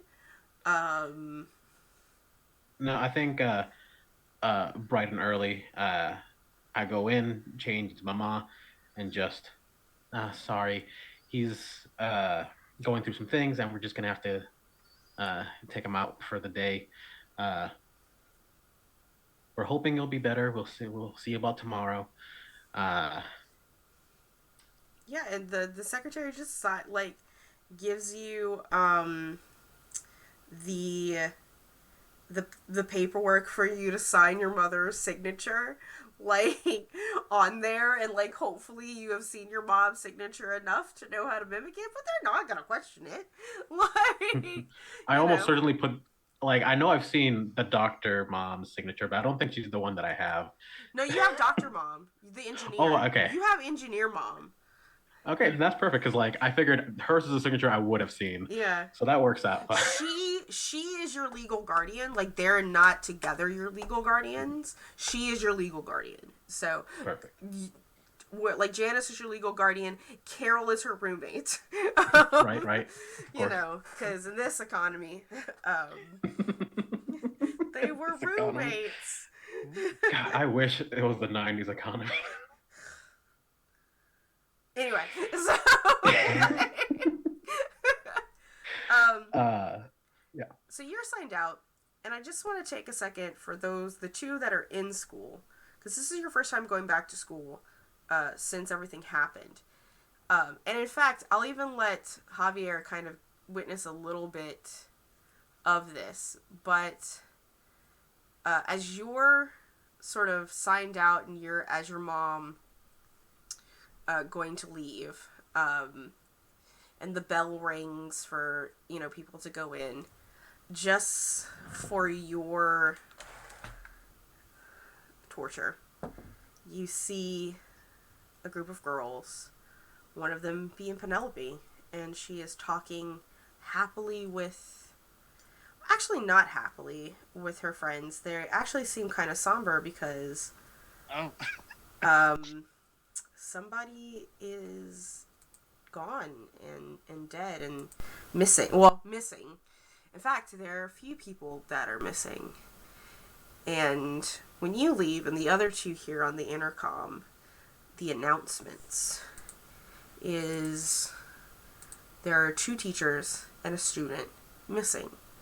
And if anyone, Mr. Kadir, Mrs. I forgot her name. Mrs. Ava Landry, and the student Lynette Saint Germain. And if anyone has any information on their whereabouts, to please come to the office, and they will put them in contact with the right. And you're able to linger enough to hear that message, so. And then you leave. The other 2 definitely hear it. How do you get to the hideout? Oh, skateboard. So, the hideout itself is 3 miles away on a highway, a 2-lane highway, into the forest. So, I ask again, how do you get there? Listen, this is his whole day. He's this is all he's doing. He has no other means of travel. You don't have a bird? No, I have a mouse. You have a mouse, you don't have a bird. I suppose I could gorilla up and also maybe get some good Bigfoot action in. That's right, you don't. You know what? You can skateboard. I'm not saying it's gonna be easy or great. It takes you until 1 o'clock in the afternoon to get there, but you can skateboard. Because you have to like avoid. There's a shoulder, so you can skateboard on the shoulder. But yeah, you have to avoid cars, trucks, Like, anytime you see, like, a cop car, you just duck in the ditch. Like, because, teenagers on the road. Like, Question. What? As he's doing this. Yeah. So Riley is 18 and a senior. Does she get, like, early release? Does she get to leave early? Probably. This Like, is yeah. so ridiculous. So I just You probably passed only it. have, like, 6 hours of 6. You have, like, the way that seniors did, unless you took electives for, like, AP electives for college, like, you had the period after lunch, which started at 1 and ended at, like, 2 o'clock. Like, so you would get off at, like, 2 o'clock instead of 3:30, essentially. Okay, so I wouldn't pass him on my way to that. You would not pass him on the way there. But you do eventually get there. And do you look for Effie while you're out there? Javier? Effie, the Andalite. Yeah, 100%. Also, turns out gorillas have 25 mile per hour land speed. Jesus Christ! What? That's faster than I thought. No, I believe it. They are, if they like are charging. It's like a dwarf though. They're natural sprinters, not long distance runners. Yeah. But yeah, I definitely look for Effie. Effie, what you doing out there? You still frolicking? So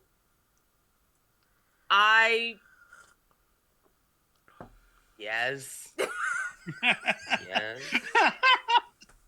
You see the Andalite frolicking. No, you don't. I don't think you're doing that right. Oh God. Jesus Christ. You know what? Come here. Come show me how it's done. Come show me how it's done. I'm trying to get you. I will kick you if you come close to me. Just know this. Come here. Come show me how it's done. No, we've got very little time. I have some work I think we should be able to do.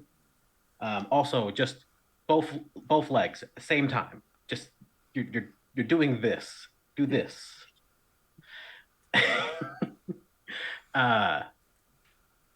Can I use command to help them do a jump? Frolic?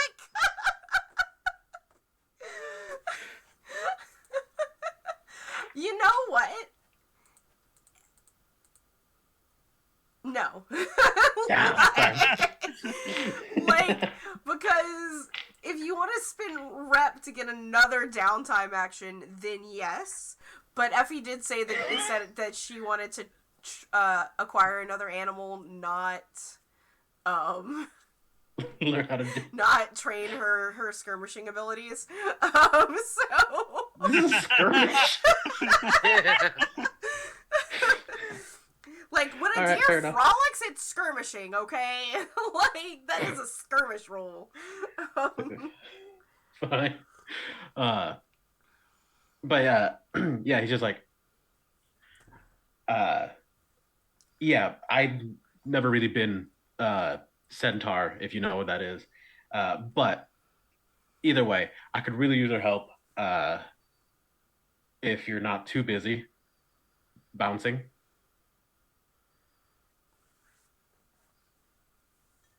With what? Making this place slightly more habitable for you. I just assumed this was how you lived on Earth. No, this is more akin to what I assumed you live like. Being as you look like a deer and they live outside. Our civilization is glorious. It touches the clouds, it stretches below the ocean, and expands through almost 100 planets. But yes, it looks like this.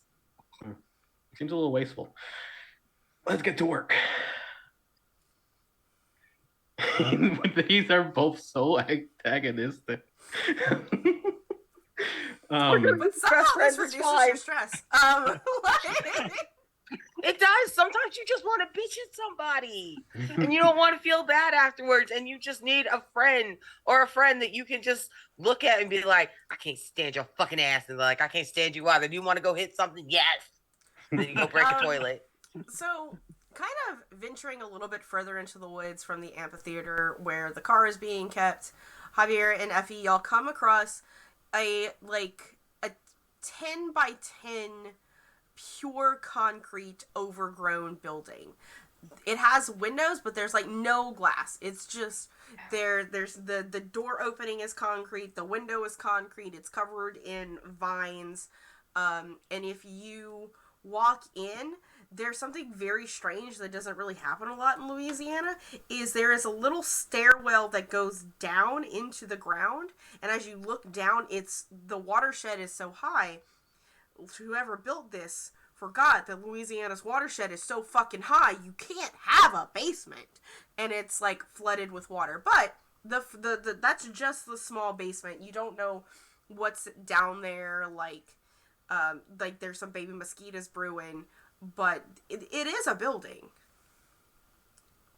This is a real building on that on that camp too. Like yeah, I think I've turned into a gorilla for a good chunk of this.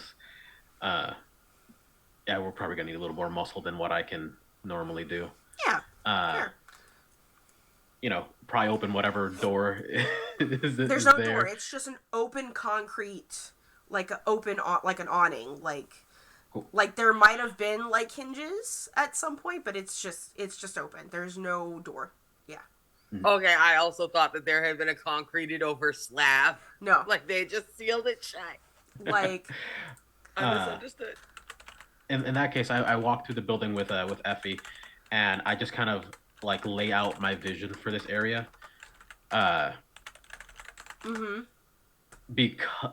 Because of the situation we're in, we're going to need a slightly more fortified base of operations. I'm thinking we could expand into here. You're, from what I understand, rather advanced in your military practices on your planet. So it would be wonderful to share with you if you have any ideas. I'm thinking here we could have a pretty hidden war room. We could use this area as a brig, maybe even keep some of the people we're dehydrating to get the slugs out of them. And as they're just kind of like painting a picture of what they want this place to look like, they stop. By the way, my name is Javier.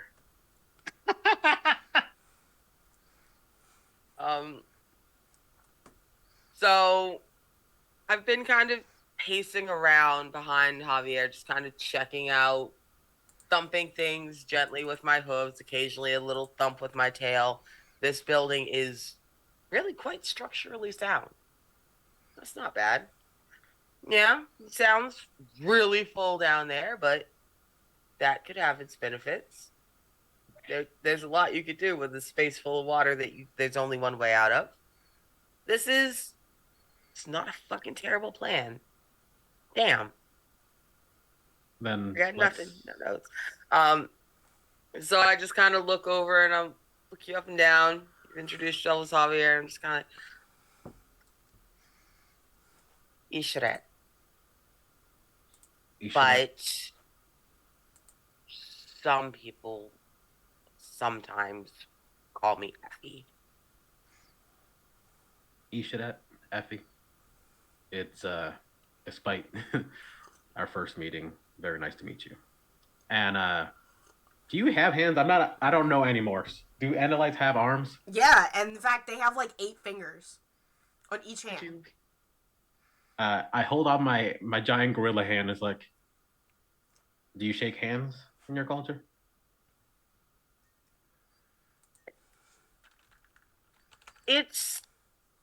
I know how. And so it is the world's most awkward handshake. There are far too many fingers. Some of them are shaped, or all of them are shaped wrong, because gorilla fingers are not shaped like ours. Palms are all. It is fumbly and a little too tight in one or two places, not even on purpose, but an attempt is made, a genuine one. So Nice. Oh. Cool, let's fucking clean this place up. He gets way more calm and giddy now. He's all in. Excuse me. This is a really good one. Just giving pictures of Andalites. I also sent some things in chats about kind of the building that y'all are clearing off. Oh, one thing we should do. Do you mind stomping your tail into this pond of water as I hold out the gun in case any alligators come out? So, we were doing so well. So well. And I freeze. No. Because, of course, I assume that you know that I am disabled, which is an enormous no-no in Andalite culture, that I have a birth defect, and that my tail isn't supposed to look like this, and I think you're fucking with me. Oh, no. So you just like freeze up? I do. I freeze up, but understand I freeze up for a second, and then I stomp my foot like the deer did, just in case everyone understands what that means.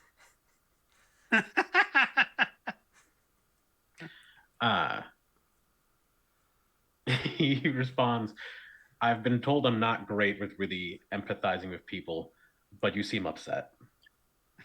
Am I in the ballpark? Don't worry about my tail. I can do whatever you need me to do with my tail. It's not, look, I can smash water, and I'm just gonna go over there and just start hammering at the stairs. Cool. Does any alligators come out? Anything attracted to the smashing? You No, nothing comes out. Okay. Mm-hmm. I mean, good enough. Like a whole bunch of mosquitoes, but that's about it. I mean, yeah. There's only so much you can do, okay? Yeah. I'm just checking to make sure that, whatever big thing down there doesn't... we'll see. Yeah.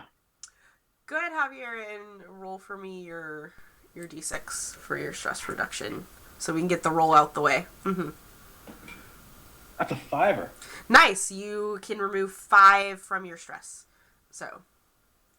My favorite dice. Yep. And you have like 8 or something, or 6, right? Or 7, I saw. Yeah, so there was no way you could overindulge. No way. You were having issues, bro. I want to say around this time is probably, is Tony a senior or a junior?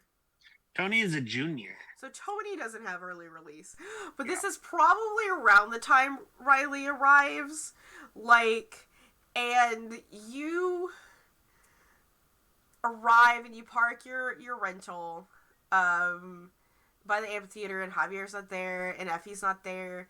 But in the distance, you just hear like a gorilla cheering on the Andalite as she and just the crashing of water.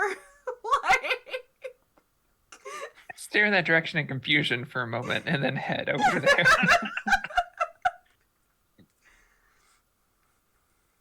What in the world?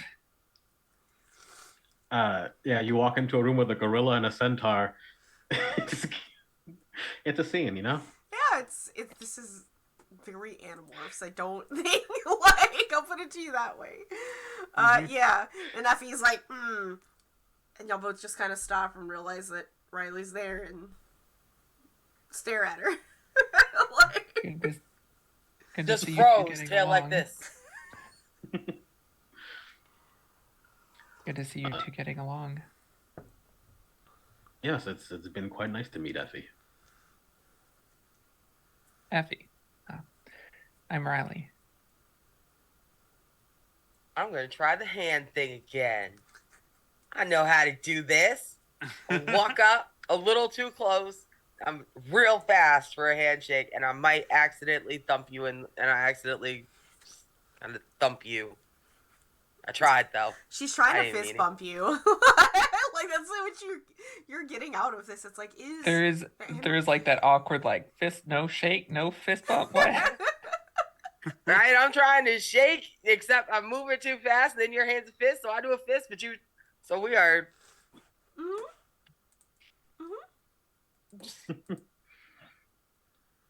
But eventually. Well, it is nice to meet you, Effie. It's so. This is Earth, and you are saving it from the Yerk invasion. It's Trying to. there aren't. Are there less Yerks on Earth than we thought? There aren't very many of you. There's only 3. There are other people fighting in other areas, but no, we are quite outnumbered from what we can tell.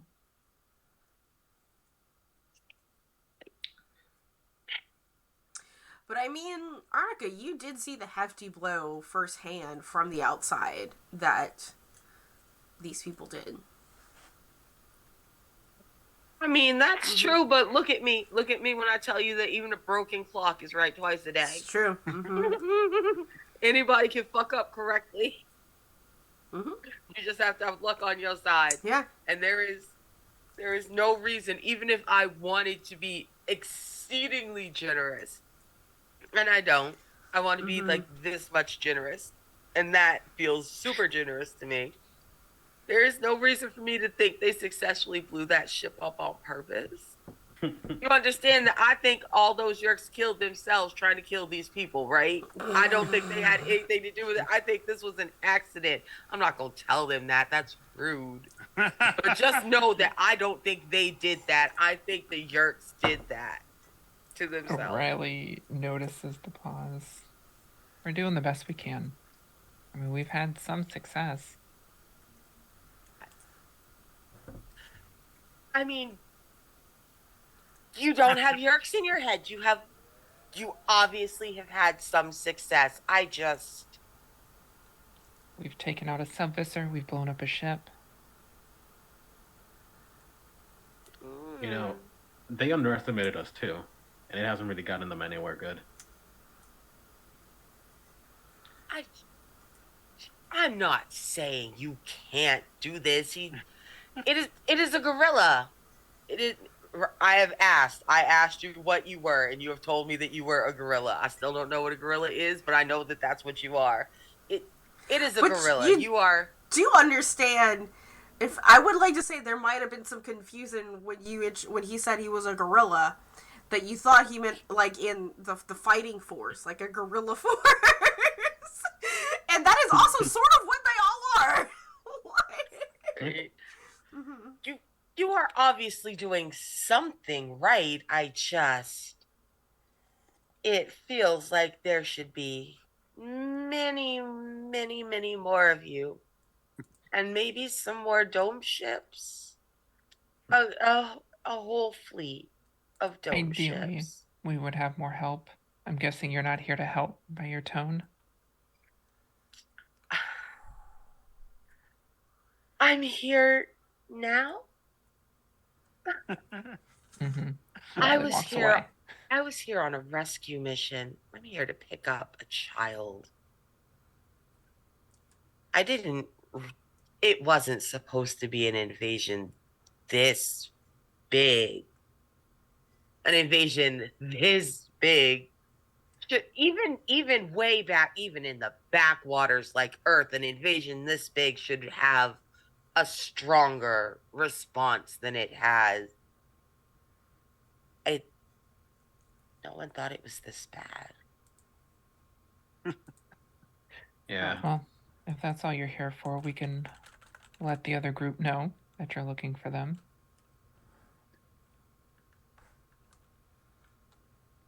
I have to fix my ship before I can do anything. The last thing we should have is two Andalites in one place on Earth. Well, the Yerks already think we're a bunch of Andalites. Yes, we have been using your name to conceal our presence. It's been quite helpful. I just understand that I can't. It's a real good thing I don't have a mouth, so you couldn't see what my mouth did, but I couldn't control any of the rest of my face when y'all said they think you're Andalites.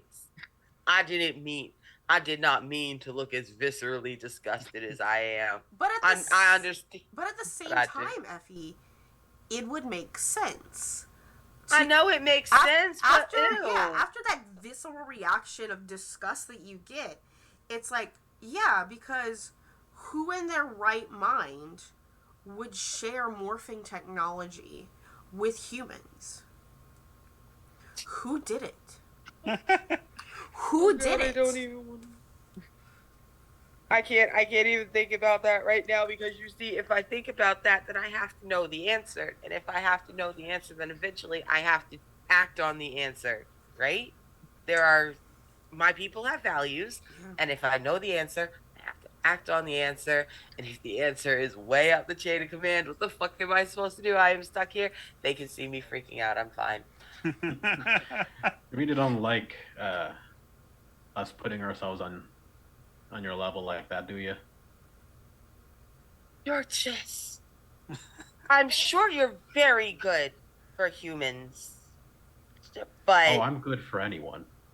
For anything. I mean, taxons are sentient, but I'm sure you wouldn't like to be compared to a taxon. I wouldn't mind. If they're competent enough, I don't give a fuck what they are. You remember taxons? I look at you like you're a goddamn liar. There's no way that you are comfortable with that comparison. Yeah, is this like, do you need to make a roll? Like, what's going on?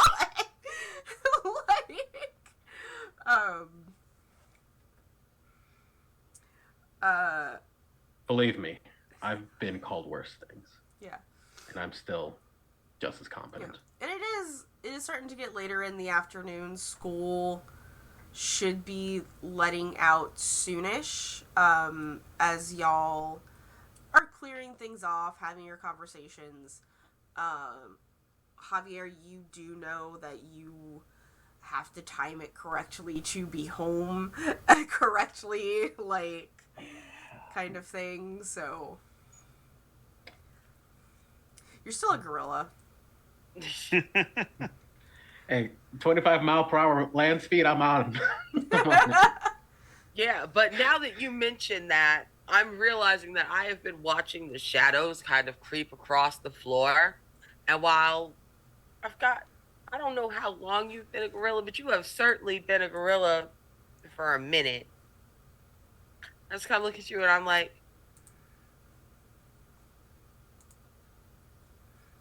did you want to stay that way? No, I should probably switch back. It's tight, but you're able to make it.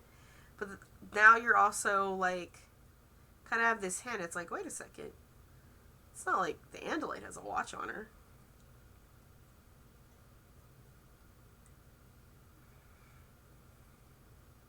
How does she know what time it is?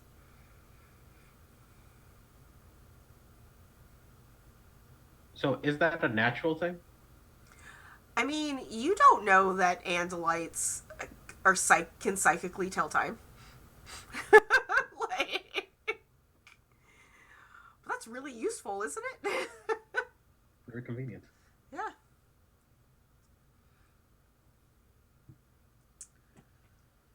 Well, now I just feel awkward. It was going so well. I was smashing stair water, and now I thought this was going very well. This is not going very well. Also, he wants to be called a taxon. He says that they are competent, and I'm just now I'm deeply concerned that perhaps this is even worse than I thought, and they think they're doing really good, but Jesus Christ, if they haven't even seen a taxon yet, Have they not seen one? Does he not know what I'm talking about? Does he know what I'm talking about? Which one of these is worse? I don't know. I'm pacing a little bit. Once Tony gets here, I can give you a ride home, Javier. Thanks. Always appreciate it. And I'll turn back towards our pacing Andalite. So if you're stuck here, are you going to help us or focus on your ship? What's your goal now? Well, I can't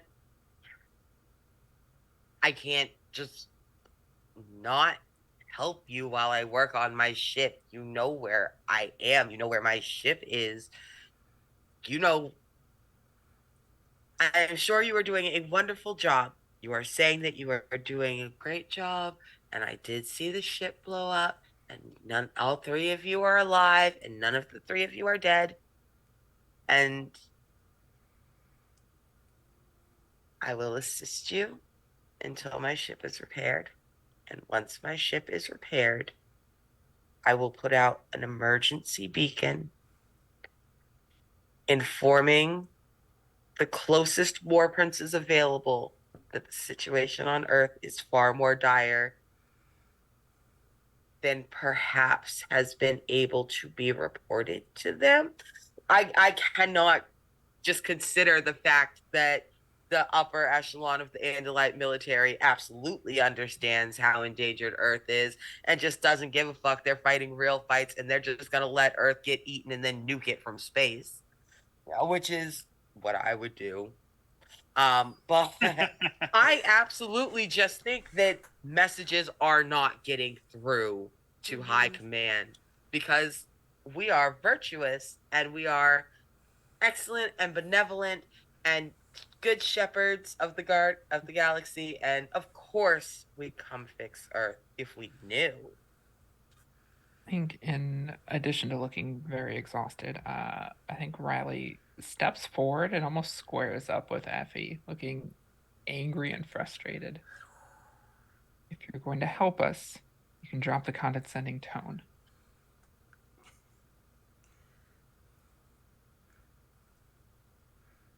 I am deeply confused. This is my only tone. I was being so nice. I We are don't know not what you want beneath from me. you. This is my We are not beneath you. This is our fight.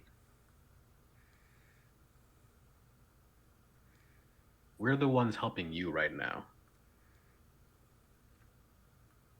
I don't know why y'all cussing at me like that.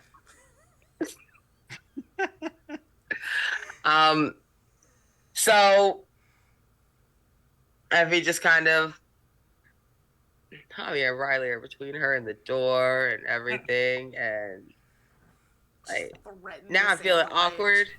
How absolutely dare you? I'm gonna go over to a corner. I'm gonna go over to a dark corner and just kind of stand in the corner and just kind of watch y'all. Just Blair Witch style. Yeah, just Blair Witch style, just 4 eyes in the darkness, just looking at y'all like, fuck everyone. Full teenage sulk. They keep referring to a kid that they're here to pick up. I'm not sure they're much older. Yeah, I'm starting to doubt how much help she'll actually be. We were making some leeway earlier, but then they got real upset when I mentioned their tail. Just a heads up. Yeah, Riley, you do notice, because, you know, you've seen Visser 3 and you've seen Axe. It's not a scythe like the other two Andalites you've met. It's the bone part, or the keratin part that would have been a blade. It's almost like it's sort of, the way that it sort of forms, like, it's almost like as she was developing, instead of it growing one way, like kind of like an antler would, and then like growing out like that, it's almost like the scythes sort of grow out round to begin with, like the curve kind of comes out and it sort of sprouts that way. It almost looks like that part of her tail like the point just never emerged, and instead she just has like this blunt, rounded curve on her tail. Yeah, I glance. I make a note of it. I'm probably going to ask later when I get in contact with the other team to let them know that there's another Andalite here looking for probably their Andalite. Yep. And I'll ask them whether or not that's something out of the ordinary. So to get some technical things out the way, we got Javier's second downtime action done. Riley, you said that you were going to end up starting training your body. And you didn't need a scene for it. You're just going to start running. Go ahead and mark off that on your ticker, on your spreadsheet, character sheet. And then I know Effie wants to acquire another animal. Tony, what is your downtime going to be? And can you do it with someone, or are you going to do it by yourself? I would love to do it with someone, but at the moment, it probably isn't going. It'll be basically going to football practice. He needs to be doing the skirmishes and a bit more aggressive than normal, but you know. Okay. Is it training or is it stress reduction? Stress reduction. Stress reduction. Okay. We'll say this is fun and competition. Yeah. So we'll say that's not going to happen today. Not today as an in-game. But like I'll have you do your role here in a little bit. But we'll go ahead and like do your switch between your friends. We got about 30 minutes. Do your switch between your friends. And we'll go ahead and now you're with Effie as you say goodbye to your friends, and Javier and Riley get to go off. Tony has come and relieved you, I guess, of Andalite babysitting duty, if that's like... Here comes the nice one. Can I talk to 20 for a second before we... Yeah. Cool. Yeah. Hey, man. What's up? I wanted to thank you and apologize to you. You've given up a lot of things, and I know football's important to you, and we definitely just skipped that. That sucks, I'm sure. I've never actually been to one of the games other than to like watch Riley play music. But I know you're good at it, and I'm sorry you didn't get to do it. We kind of were doing something more important, but thank you. It'll be fine. Well, yes, but I like maybe 10 people in this city, and you're one of them. I'm sorry. I'm also sorry. I didn't really think about this too much. It was just the most convenient thing. The last time you were with someone like her, you got hurt real bad. Are you okay? Yeah, why wouldn't I be? It's not a problem. It's not convincing. Is obviously not, yeah. Okay. I wouldn't be okay, if that means anything. But if you are, I mean, you're definitely the stronger one.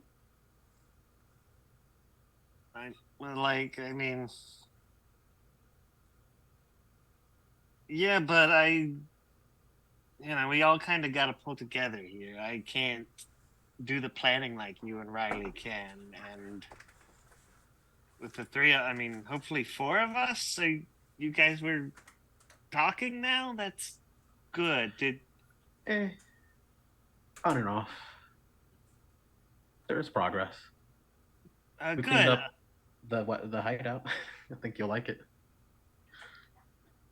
I'm hoping to add a gym. Oh, that's smart. We got to. We probably need to figure out a way to get like a cooler or something up here. How does she eat in horse mode?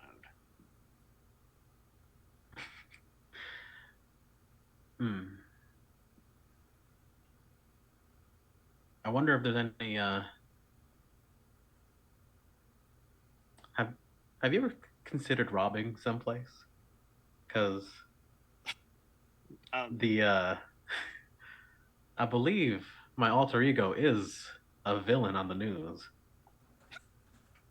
I have not. No. I mean, I guess, but if it's like a lot of, we'd have to make sure it was somewhere where the people wouldn't get in trouble or hurt, man. Or a place that just kind of sucks.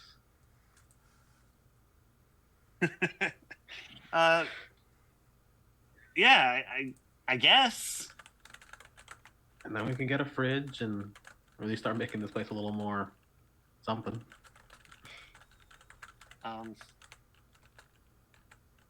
But thinking ahead, we'll deal with that later. I have to go home before I'm grounded for another month or two. Oh shit. Yeah. Are you okay, Riley? Did everything work out with the band and stuff? We didn't really get to see each other earlier, so. We didn't have practice today, so I'm not really sure how that is going to turn out. I'm going to be in trouble for not being there, but I don't know to what extent.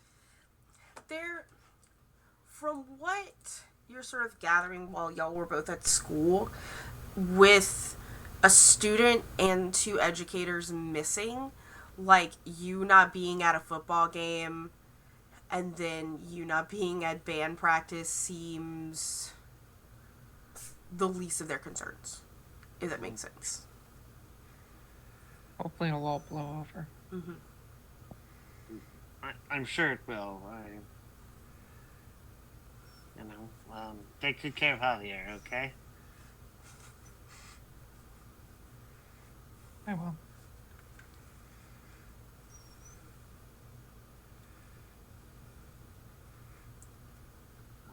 The buddies are left. Yep. Arnica, roll me a d6. It's a 6. So, as you're kind of sulking in the corner, just while the humans are talking, you hear something at the stone window. Like the flappy, it sounds flappy. Mm-hmm. And it lands, and you hear, ha! Ha! And you turn, and there is this feathered, black-winged creature just kind of tilting its head curiously. It has a pecan in its mouth. You don't know what a pecan is, but it has one in its mouth. And it just looks at you, and then it just starts banging the nut on the concrete until it opens. And it doesn't open. It's like, and you can see this, I say little, it's about, it's a crow. It's a crow, right? And it's just, it looks at you, beady-eyed. I am enamored. I'm charmed. And then it just flies over and lands on your tail. And it starts banging the nut on your tail nub. And it opens. You know what? What? Anyone else, I'd be mad. But this might be the smartest thing I've met on earth? Look at it. It's not picking fights with me. It knew it can obviously pick out a weapon when it sees one. It gets food. It problem solves. Oh my god. Depending on how smart this is, I may not have to deal with the Riley and the Javier after all. I may just go find these things. Great. I'm gonna reach back slowly and see if I can reach back slowly enough. I mean, you don't even need to like touch it with your hand because it's physically on your tail. Oh, cool. Well, I didn't know if I could, absorb to my ass. Nice. Yeah. like it doesn't. You don't have to touch it with your hands as long as you're touching it, right? Oh, cool. And it just focus on it. Like it stops like mid swallow its eyes just tilt slightly as it stares at you as you acquire it, and there is a knowing there. There is a, you're fucking doing something to me, ain't ya, weird blue deer? With the tool tail. I see you. And it's frozen for like 10 seconds. And then it swallows its pecan from its shell. And it screams at you. And it flies away. You now have a very large crow. Absolutely. That's excellent, because you know what else I got? Like a whole bunch of humans between me and the door, and I'm feeling awkward and sad. And since nobody's looking at me, I'm turning into my crow. And I'm scout. Am I going to do a good job? Maybe not. But that thing flies, and it fits through windows, and I do neither. The first thing when you morph a crow that you notice, other than the immediate shrinkage, right? Like immediately you just feel yourself, and what you feel first is that your flesh is shrinking faster than your very solid bones. And for a second there, you almost feel like your bones are going to burst through your body, but then you feel those literally hollow out and then start to shrink, making some crunchy noises. It is the crunchiest crunch that you have ever crunched in your body. This might be the smallest thing you've ever been. I don't know how many morphs on your own planet that you have, or if this is the first time you're even turning into a morph, period, other than Javier.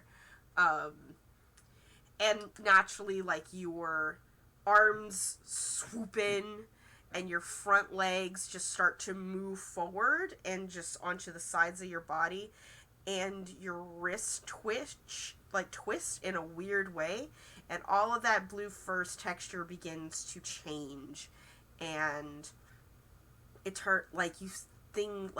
stalks of your fur become almost quill-like, and then soften into different textures of this glossy black feather. Your eye stalks zoom in. You feel once again vocal cords and a tongue, and all of the muscles of a mouth start to form inside, but an esophagus and the things that are and a stomach and the things that are used for eating. And then you feel like the center, like your nose just starts to like harden into keratin and protrude from your body. Your eye stalks zip in.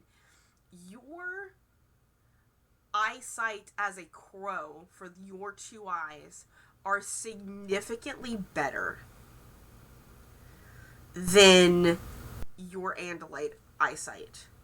They're binocular and sharp. And I need you to roll me in a tune, please.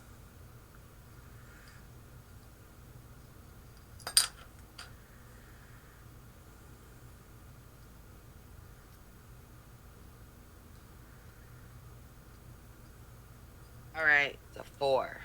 Alright, so with a 4, and I think this is how you have, like, the mild success. Like, the crow doesn't overtake your mind,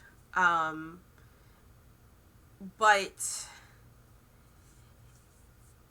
what you do feel, it has a small brain, but for its very small brain, there is something as an Andalite that you recognize the very faintest and slightest, not quite there yet. As you like to say, it almost feels like people. There's not a sapience to this brain, but there is a sentience to this brain. And its desire is, what the fuck am I doing inside this house? Which is also your desire. So you get the fuck out of there.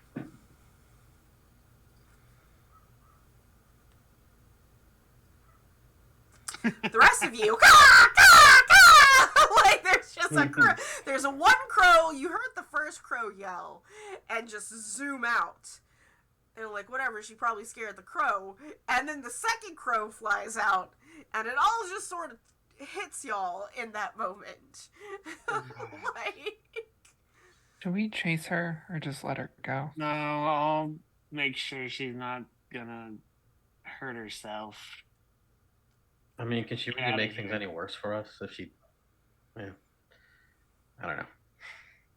I mean, honestly, it would actually be good if somebody sees her as an Andalite. Yeah, I mean, all I'm saying is we try to help, but we don't try that hard. Right? Well, we need to get you home first. Yeah. Right, never mind. Tony is going to morph into a cat to follow the bird. okay, Because I have a cat. you do have a cat. You also have a bird yourself. I do. Yeah, we'll go with the little bird. Well, I just didn't really want the crow to beat the shit out of me. and you also have the ability to like thought speak to each other. So, Yep. And I mean, it's really cool because Arnica, as far as Andalites don't fly, so this is fucking cool, right? Like you're like not only you like flying, you fucking smart too. Like you're just like, yo, what's going on? And I don't know, you feel this desire to just pick up a stick all of a sudden, a very tiny stick all of a sudden, and then just stick it inside of a tree trunk and see what happens. You do that, and you're like, ugh. And you pull it out, and there's these big black carver ants that are just hanging from the stick, like carpenter ants. And that crow brain is like, yeah, buddy. What do you Now, these I do recognize as living things, and while I understand how morphs work. I understand that when you morph into a thing that eats meat, it wants to eat a meat. Mm-hmm. It's fine. It's fine. It wants to eat a meat. I'm not eating this. I'm not. They're moving. roll another attune? Oh God, it's a 2. Oh, you can't. Yeah. You can't. You can't overcome it. You can't overcome it. You gotta eat. You gotta eat them ants. Like, they're so acidic. But your crow loves them. But mentally you're screaming. And I'm not saying that mental screaming is not echoed into Tony's little sparrow brain as he gets there. But that's what happens, Tony. SRF? They are alive. They are alive. They are alive. They are alive. They are alive. They are alive. This crow's happening around. They're alive. Like, I'm sorry. I love crows so much. Is that... Yeah. It's a little weird. I ate a mouse once. Yeah. That Have tiny you little ever bird seen a just... crow look affronted?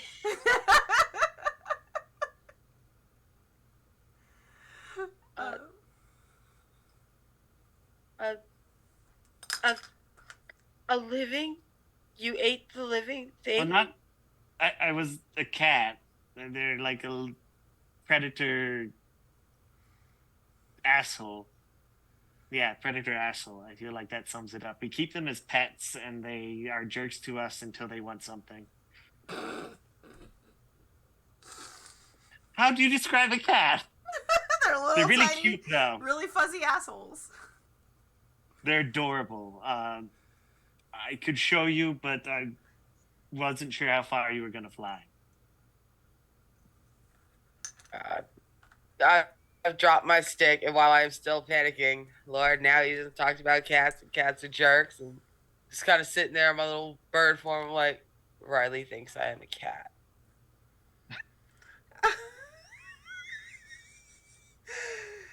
Oh? What? I mean... Damn it. What happened? I kind of... I don't know. I said I would call for backup, and I said that I would help until my ship was fixed, and I said that the Javier was a gorilla but was not a taxon. I don't know.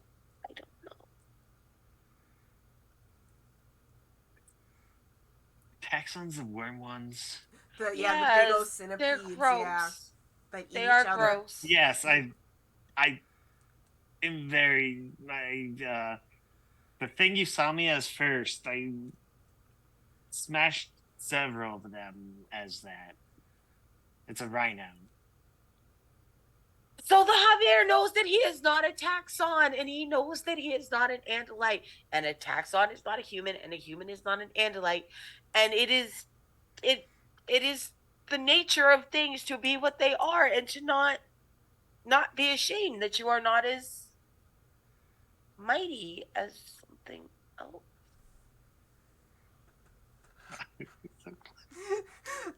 So I would like to point out the cis white man here is going to tell the Andalite that you're gonna deal with racism. You are starting to realize. Oh, she's How racist. that The terrible part is I don't know fully if he gets the full racism issue. Right.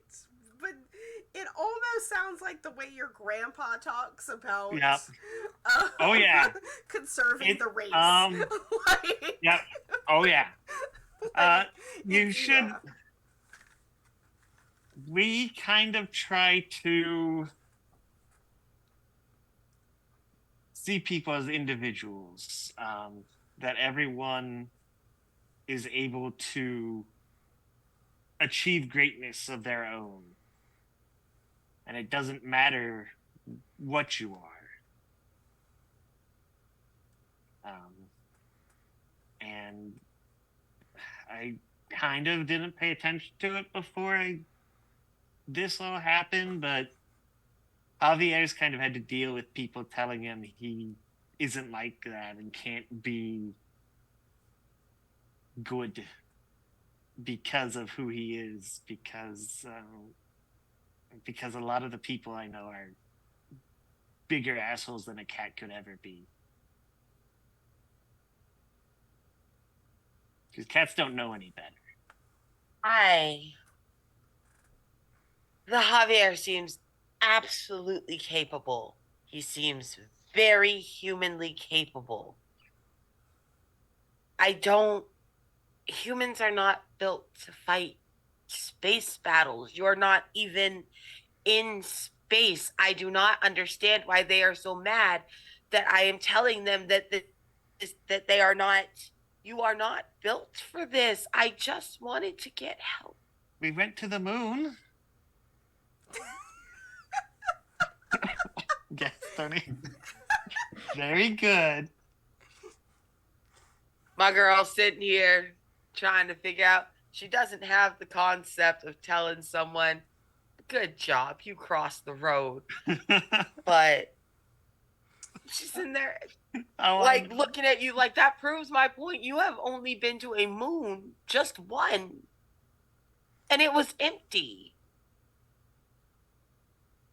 I mean, also we didn't exactly choose to do this. It kind of like the spaceship, your ship thing.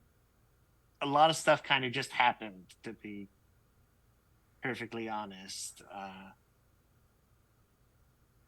Like, if you want to sit somewhere, I can tell you about it, but don't know if we should just chill here in the woods as birds to do it. Especially if there's still ants around and you aren't quite fixed yet. Or full body shudder. And Effie just kind of does a little pro back and forth, rock, and she goes, "How? I do not want them still in me when I've turned back." Okay, we can. Well, let's show you town. You know how to take off? She did get there. No, she did. Like this, and I just. It's a slightly clumsy launch, but it is a successful launch. And yeah, we got bird eyes, so he'll give you the overhead view of our town and describe like, oh, that's our school. That's where we think the Zerg pool is. That's what it Zerg? Why did I go Zerg? Yeah. Nerk. I just was like, wait, it's not Zerg. It's okay. Those are a different thing. Because we do know it's in that building, but there's a lot of defense and people with weapons not as good as lasers, but they'll still kill you. So Effie's kind of maintaining a fairly steady speed. She's very carefully mapping out and memorizing every spot that Tony points out to her. If you have pointed out someone's house, I have blocked that house. I will not forget it. You pointed out some Yerk pools? Boom, I know where those are. Yeah. Yerk pools, the school. I think I know where Javier's house is, but I don't think I know where Riley's is, so I'd only point out mine beyond that. There's this bar. Why do I know that bar? I think I saw someone go in there. It's like people a few years older than us go there. They have alcohol. Oh. I'm pretending to know what you're talking about. My brain wants a thing. My brain wants that thing. Somebody has spilled some bar peanuts on the ground. That's that. You done lost me. Peanuts on the ground. Oh, yeah. So I land behind the bar. I'm used to you eating fish now. At this point, you're just used to eating shit off the ground. Yep. Like, just don't eat too much. And then, so we met my high school my quarterback on my team was a dog, and he's been trapped in it, and he recruited us about a month ago now. 3 weeks? About a month. In that Yeah, we'll say it's a month. Mm-hmm. So they've been at this for a month. Yeah. And so, we're working at it. And so, I'm sure we need your help, but I also, Riley and Javier, it's everyone has to help each other. That's, I think, the best way I have to explain it. So Effie just kind of pauses because that is a month. She was behind the moon already by the time all this happened. She's been there for a little bit, just trying to find Axe, find the others, track shit down. She's in a stolen, fucking busted hoopty. Not that anyone knows that. And they have done in a month. These 3 little humans have done more in a month than any Andalite force that has ever landed on Earth, and that is awkward and embarrassing. Because, is that what the Javier meant? And you know what? I think that's a really good... I had some things I wanted to get done today, but I think it's just a really good note to leave it off on. We'll just get it. We'll get it next time. And Nick, we'll have you make sure you roll your things. But I think we're a little bit past time. So we'll make sure we'll reduce your stress either off camera or next time if you want a scene for it. But I think it's a really good time to wrap up tonight. So it's like, in a month. That's what he meant. And Effie, you can't help but maybe feel just a little impressed. Just a little bit. Okay, friends, let us get our experience down, and then we'll do our outros. I am on which character sheet? I'm on the princess character sheet, so that means that Javier is going first. We didn't roll any we barely rolled any dice today. Did you tackle a challenge that keeps the group united and active against your foes this time around? I think I was trying to with creating a better base to try and bring Effie more into the group. Yes. Obviously things didn't go great, but hey, it was. You didn't have to succeed. It's a try. It's a try. Yeah, I'll give you one for that. Was there a secondary one that you did that you think, or? Just checking in with Tony. It's like, hey, this is a tense situation for you. Are you okay? Just making sure he's comfortable doing his role. Yeah, I would agree. That's very princely of you in the Animorph sense. Yeah, I'll give it to you. Did you express your beliefs, drives, heritage, or background? Yeah, with the discussion with Effie, just pushing that I don't really care what it is. If it's good at what it does, it's competent, it's good enough, it's worthy. I definitely agree with that. For 3, any other secondary one that you can think of, or anyone else can think of?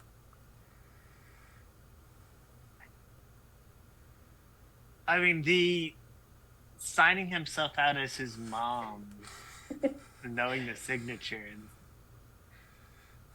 I feel like that fits somewhere, but I had been hesitant to fully go with it. It wasn't like tackling a challenge. I kind of let him have that for free without consequences. Yeah. Oh, I know. I mean,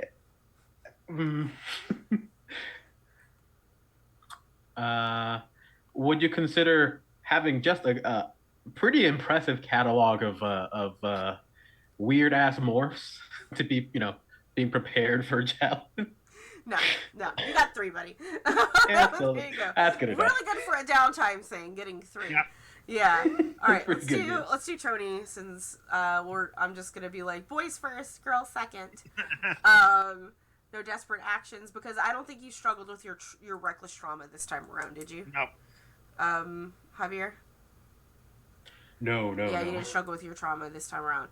So Tony, no desperate rolls. Did you tackle a challenge with righteous violence or fury? He wasn't really angry this time. Yeah. Annoyed at best and confused, but Did you express your beliefs, drives, heritages, or backgrounds at any time? I thought the buying the pizza to kind of Definitely. know the this is how we apologize. Yep. Feeding people is a good way very football-y way to apologize to things. Yeah, I agree. And then in conversation with Effie, I'm kind of trying to explain to her how, in Tony's view, the people think of themselves. Yeah. Yeah. Your beliefs in Yeah. it's like, wow, Andalites are racist. I should teach her something. Like, we need to get this Andalite PBS. Exactly. Like, that's two for sure. And did you struggle with your haunted? I wouldn't say it was a trauma. struggle this time. Yeah. No. Okay. Cool. Let's go to Riley. So you have two for this time around. Yep. Let's go to Riley for this time. No desperate actions. Did you tackle a challenge with clever morphing or empathy this time? I outed myself to Javier's mothers to Yep. take some or all of the blame. Yes, you did. That is Big definitely yes. For sure.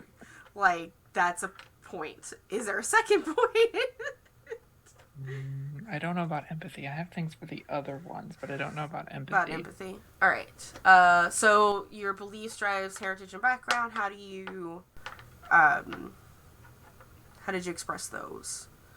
So the first one, I leveraged my history of being bullied and kept out of things that my mother knows about to create a believable, like, scenario lie. Yeah. A believable lie. Yeah, you To create a did. believable lie. You lied to your mom. And I will definitely give you experience for that. What was your other one? Okay. The other one was I didn't back down from Effie because Riley is used to being talked down to and people treating her like shit, and she wasn't going to let Effie do that to her. Like everyone else does. Yeah, you got 3. You definitely have 3. Awesome. All right, our little Andalite. You have no traumas as of right now. I did have maybe one more thing. Yeah. With my virtue, I knew I needed to go relieve Tony, but I just marathon movies with my mom instead. So mechanically, that's if you had overindulged, you would get the experience point for. So even with overindulging, you don't do your thing, but you get experience. So failure is experience in this game just as much, if not more important than success. But mechanically, you would get that struggle with your virtue if you had overindulged. That's the one that definitely has a mechanical thing to it. But you do get 3. Good try, though. Great try. Now for our Andalite. You don't have any desperate actions. Did you tackle a challenge that follows the mandates of the Andalite people or your personal oaths? I don't know if anything I did was particularly a challenge. That's for you to decide. That's true. Yeah. Well, then, in that case, let me stand here, put on my ugly little barrister wig while arguing, which is that I spent all day, much to my detriment, trying to uphold Andalite honor and really kind of inform what I hope are my Lord, I don't want to say friends. My colleagues. Lord, they ain't my peers. My coworkers. Your peers. We're working on that. We're working on that. I would say you did have a mental struggle there with, when they told you that they believe that you're all Andalites. And there was that mental struggle because it's against the law. It's a severe crime to give that technology away, because giving that technology away is what led to this invasion to begin with. Not that technology specifically, but our technology. But the technology in general. And the fact that you're struggling with that, even though you haven't acted on it, like, just knowing that is something that you are going to have to act on, I believe is a challenge. Okay. that you can definitely have on that with Andalite mandates. Did you express your beliefs, drives, heritage, and background? First of all, Boy, oh my god, they're alive. Get them out of me. Like, it's like, I'm a vegetarian, bitch. Like, not my fault. I love being an Andalite. Yeah. I'm gonna give you one straight up. That's there. But is there another one specifically that you could think of, or anyone else could think of? Your personal drive with your tail stump and showing off and be like, I can smash the water with my tail. Like, Right, I can too. I got too. this. Yeah, I'll give you 3 experience points for all 3 of those things. I think those are. It's also why I like this game. I can just be like, no, you did these things. I set them up for you to do. You did them. Yeah, so you got 3. All right. Cool. So that's everyone. With their experience. And that's us for tonight. We have a couple of. All I'm doing this week is on Saturday. You can catch us for Dragon Age. We have Dragon Age on the channel. We are in Navarra. We're on a boat heading to Antiva, a river boat, and the very rich person is just like, it's gonna be fine. Pirates aren't gonna bother us. I have bodyguards. And I was like, that doesn't mean that pirates will bother us. Like, so there's that. And we had a spa day. It was really nice. But yeah, we should be you can get on the channel at noon Pacific Standard Time. We will be playing Dragon Age with my friend Emma, running the game. And then on this Sunday, I should be back at Rime of the Frost Maiden at 4 o'clock, I believe, on Nat 1 Heroes. Playing my Hobgoblin Barbarian Zealot of Malar, who is everybody's boyfriend. He's in a polycule, and he is the top of the polycule. Like, we call it the polar polycule because everyone's fucking cold.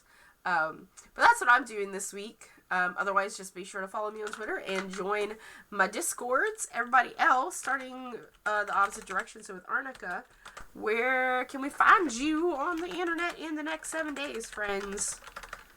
All right. So thank you so much. I've been Arnica Ross playing Ishiret Effie. And you can find me on Twitch, Twitter, and Hive at Arnica Ross. You can find me Friday at 2:30 on Girls Run These Worlds playing pilot Leah Davis as we get ready to swap out of Act 1 of our Aliens TTRPG and really kick into gear with Act 2. I'm not saying that I'm this kind of person who gets into trouble, but I am saying that I'm stranded in the med bay with something making noise in the vent overhead and I'm holding the scalpel. Weekends off. My Mondays are off now because I just finished Wish We Weren't Here, but you can find that on the Girls Run These Worlds YouTube and VOD. And then I'll be back on Tuesday for Mass Tales of Helicon City with Anita the Lesbian as our GM. We run that at 8 p.m. on 7:30 p.m. 8. Why do I never know what time it is, Val? I run that. I don't know. You're an Andalite. You're supposed to know what time it is all the fucking time. Okay, well, I'm done being Andalite. I'm back on BPT.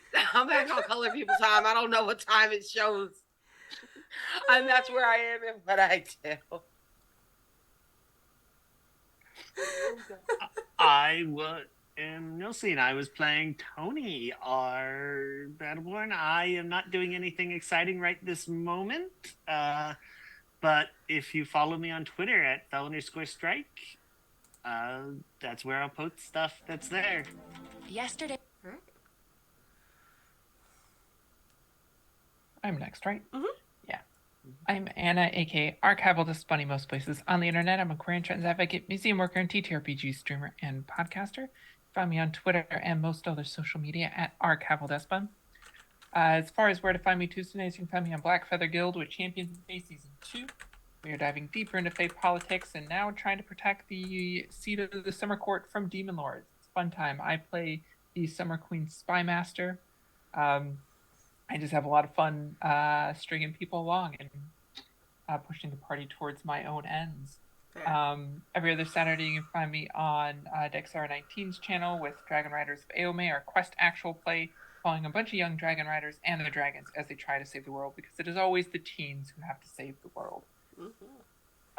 Check out our Masks actual play, You Force Inheritance, over on Thorny Dryad's channel. We have an amazing cast of players and characters over there. I play a protege who carries far too much weight on her shoulders.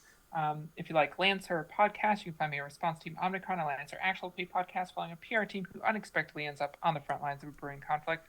We've been described as if Battlestar Galactica had its own red versus blue. So if that sounds anything of interest to you, or you just like giant mechs, you can find us anywhere you normally get your podcast, and on Twitter, RT Omnicron. And of course, keep an eye on Emergent Code, an upcoming Animon Story podcast. We have some really exciting announcements coming up soon, and you find us on Twitter at Emergent Code Pod. Right. And there's a lot of other stuff coming up that I can't talk about yet, so keep an eye on my Twitter. NDAs, bitches. All right. And I am Road Alejandro Gonzalez Rodriguez, but you can call me Ollie or Lycus D. Stratus in most places on the internet for some reason. You can find anything and everything that I do on my YouTube channel, Delta Cryptid Productions. Me and a group of my dumbass buddies have made a couple of actual plays now and are making more. And my wife and I make a podcast, and we're making more. And it's all there. You can also find it on podcast apps anywhere. So enjoy. Also, watch or listen to Lancer. It's very good. The Omnicron is good. Yep. Lancer's fun, and I would be impressed to see, because our actual play went as well as a Lancer actual play does. So I'm very interested to see. Like, it's a very technical game, right? That being said, friends, we have solved that problem. You should check it out. I will. I do have a very long road trip coming up, so that being said, we are going to raid our friends over at Otherdoc. They're in a finale of what looks like their Dune actual play, so that's a good time. So we will see you next week. Bye. Bye. I love you. See you later. Good times.